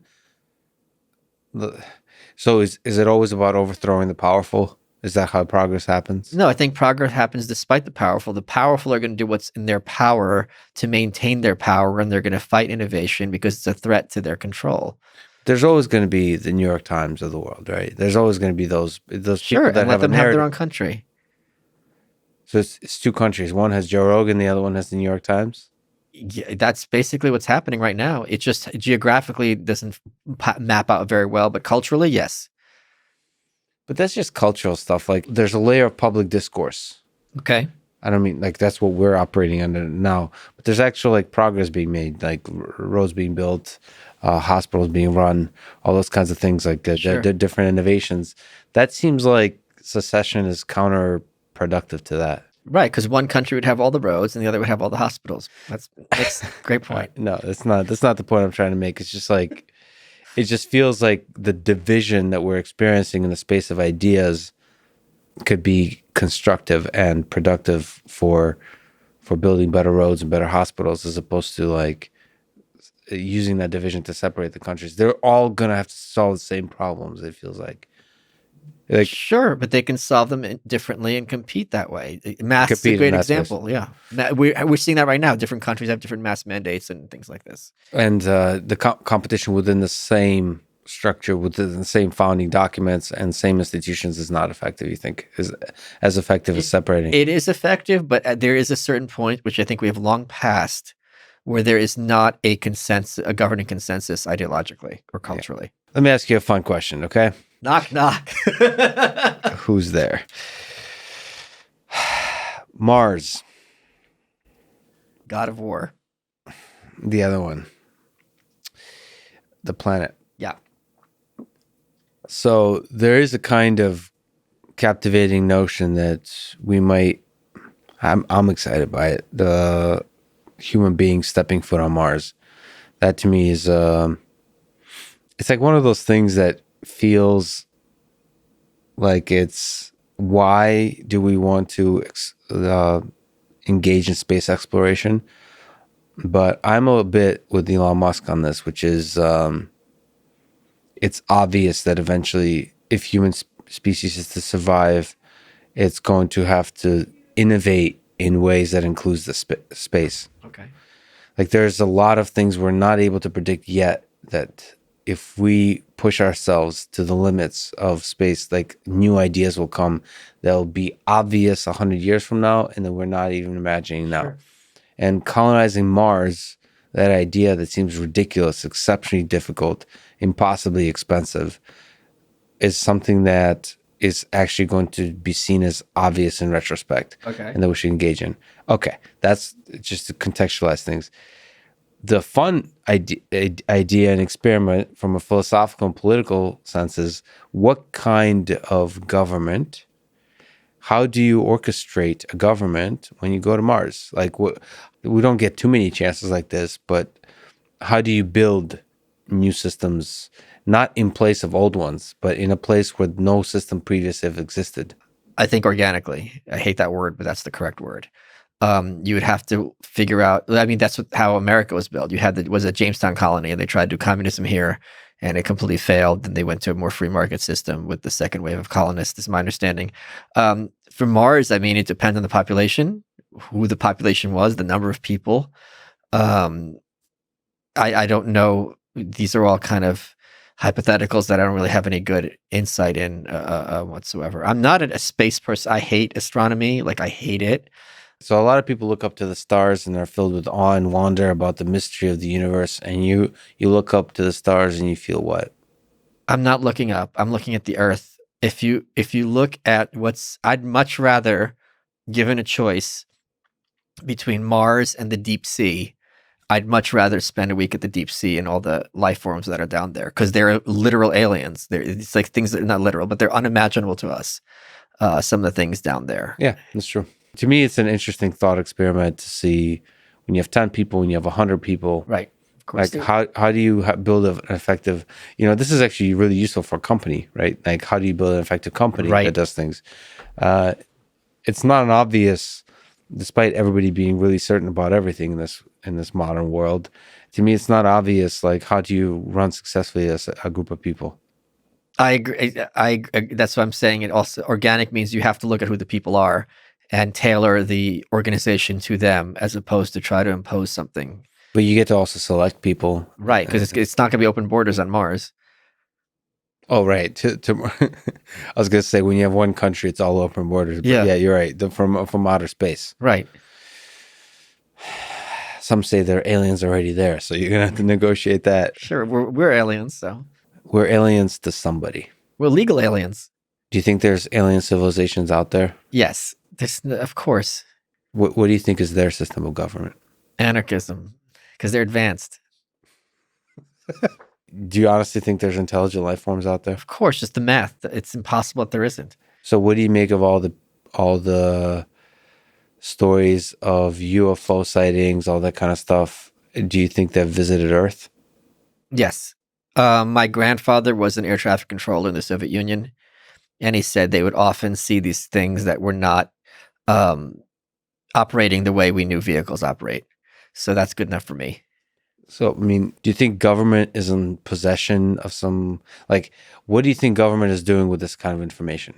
Do you think somebody has any understanding of UFO sightings or any kind of information about extraterrestrial life forms that are not known to the public? Yes, that's indisputably true. I think the fact that so many of these sightings are from aerodynamic professionals, like pilots and things of that nature, they are people who've seen it all, who are reputable.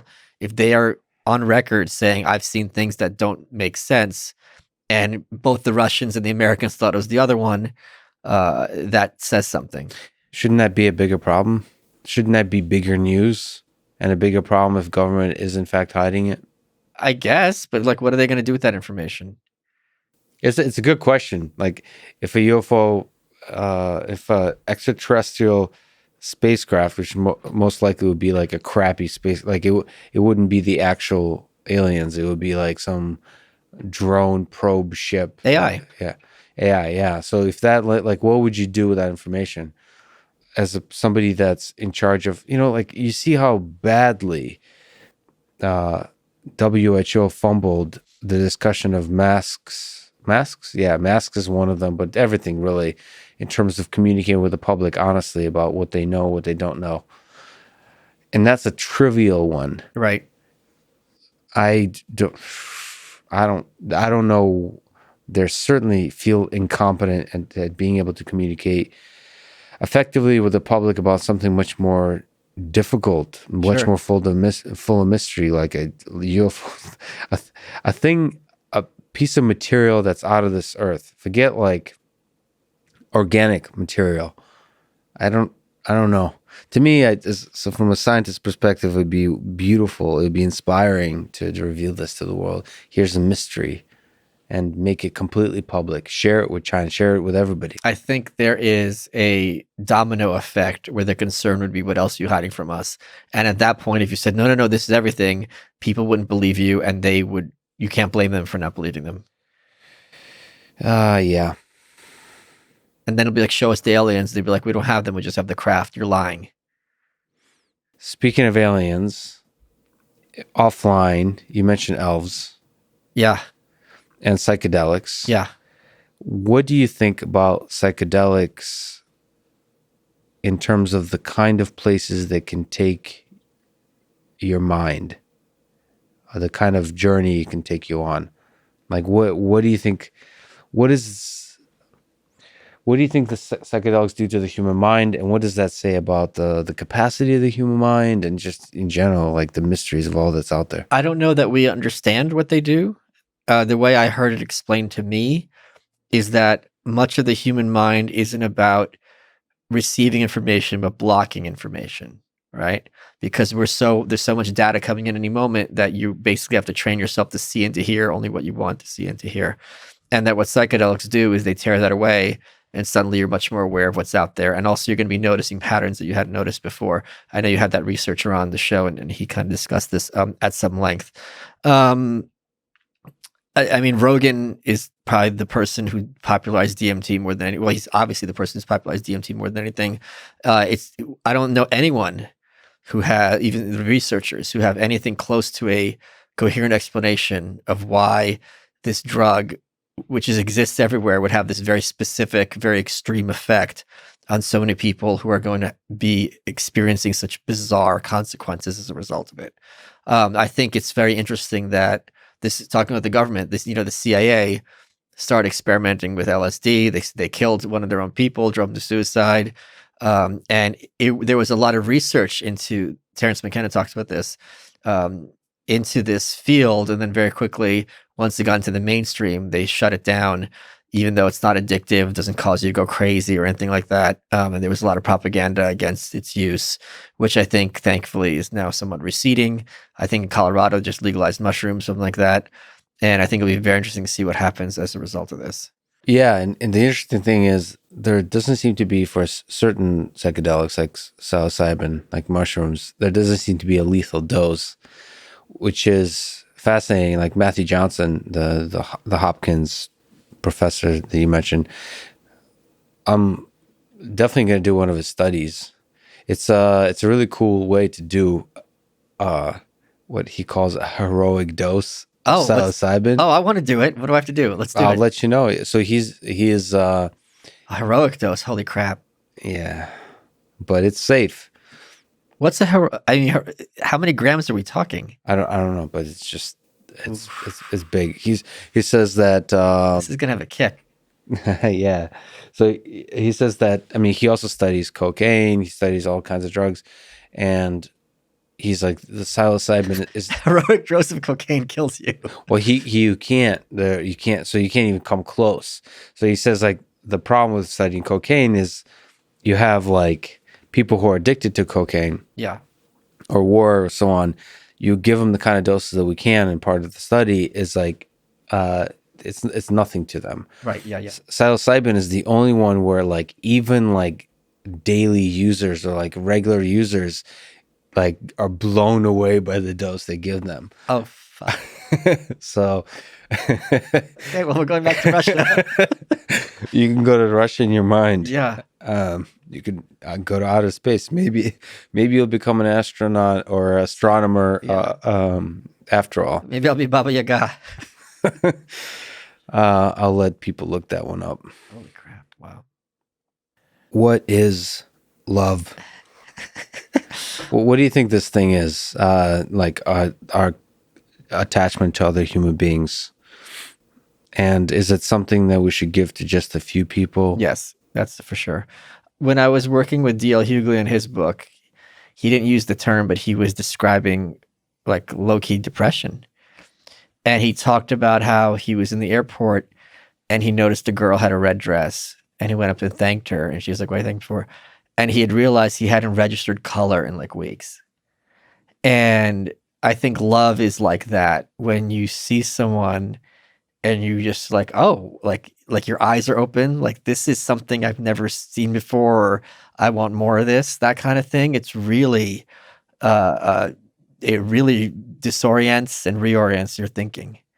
Don't you find that like the world is full of that?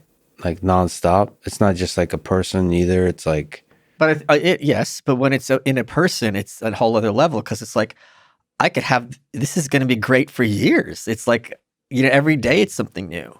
I mean that is rare. you think it's rare? I mean, Find someone who you could talk to them for years and not run out of things to talk to. oh, that's true. For years, yes. Yeah, that's rare.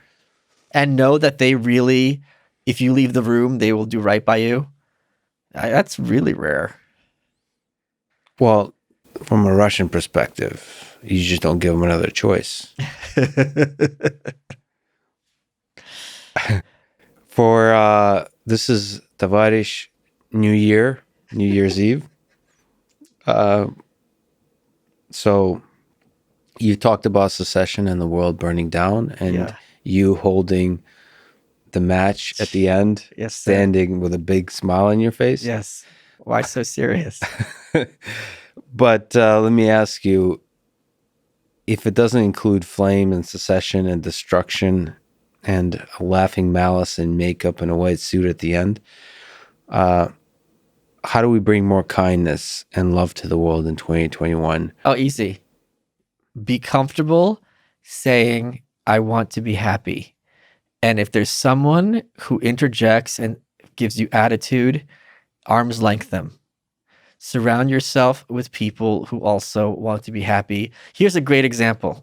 My buddy Chris Williamson, who I've mentioned before, he's a podcaster, does Modern Wisdom. He's an awesome dude, and we became very close friends this past year. And he was in Dubai recently, and he sent me pics from Dubai by the pool, just loving life. And it took me a week, and then it clicked in my head. And I'm like, you know what? For some other people, if they saw him underwear model at the pool, they would think this is him bragging or humble bragging. And that never entered my head. I'm like, oh man, I'm so glad my boy can be having a good time and is sharing his joy with me. That's the kind of people you need to surround yourself with, where it never enters their head to be resentful or anything other than sharing in your bounty. What makes you happy? I'm happy all the time. And one of the points I made in my life is like, I really did not like to give advice because I feel don't give advice until you know what you're talking about. And to me, what makes me happy is being self-actualized. I am in a position with my career where I could be myself 24/7, where I never have to engage in small talk, where I never have to interact with someone I don't want to. And I'm very blessed to have that. Very few people have that. And to have that be not only, to have that be like rewarded and having people find that something of value to them makes me very, very happy. But also being an uncle, I have 2 little nephews. They make me very, very happy. Sure, my sister's raising them Russian, so they talk like immigrants, but that's okay. We're going to change that. We have to dismember her. That's fine. That makes me happy. And like to be able to finish this book and know it's going to give people a sense of hope, that's really validating. What are you most grateful for our conversation today? You're stealing my bit. What am I most grateful for? I am very grateful that I can come in here not knowing what we're going to talk about and know it's not going to be something I have to be on guard about or I have to watch my words, and that neither you or your audience is going to be responding derisively. I feel safe here. You're welcome. Спасибо. Thanks for talking to me, Michael. It was awesome. Thank you for listening to this conversation with Michael Malice, and thank you to our sponsors, NetSuite, business management software, Athletic Greens, all-in-one nutrition drink, Sunbasket meal delivery service, and Cash App. So the choice is success, health, food, or money. Choose wisely, my friends. And if you wish, click the sponsor links below to get a discount to support this podcast. And now, let me leave you with some words from Emma Goldman on anarchism. People have only as much liberty as they have the intelligence to want and the courage to take. Thank you for listening, and hope to see you next time.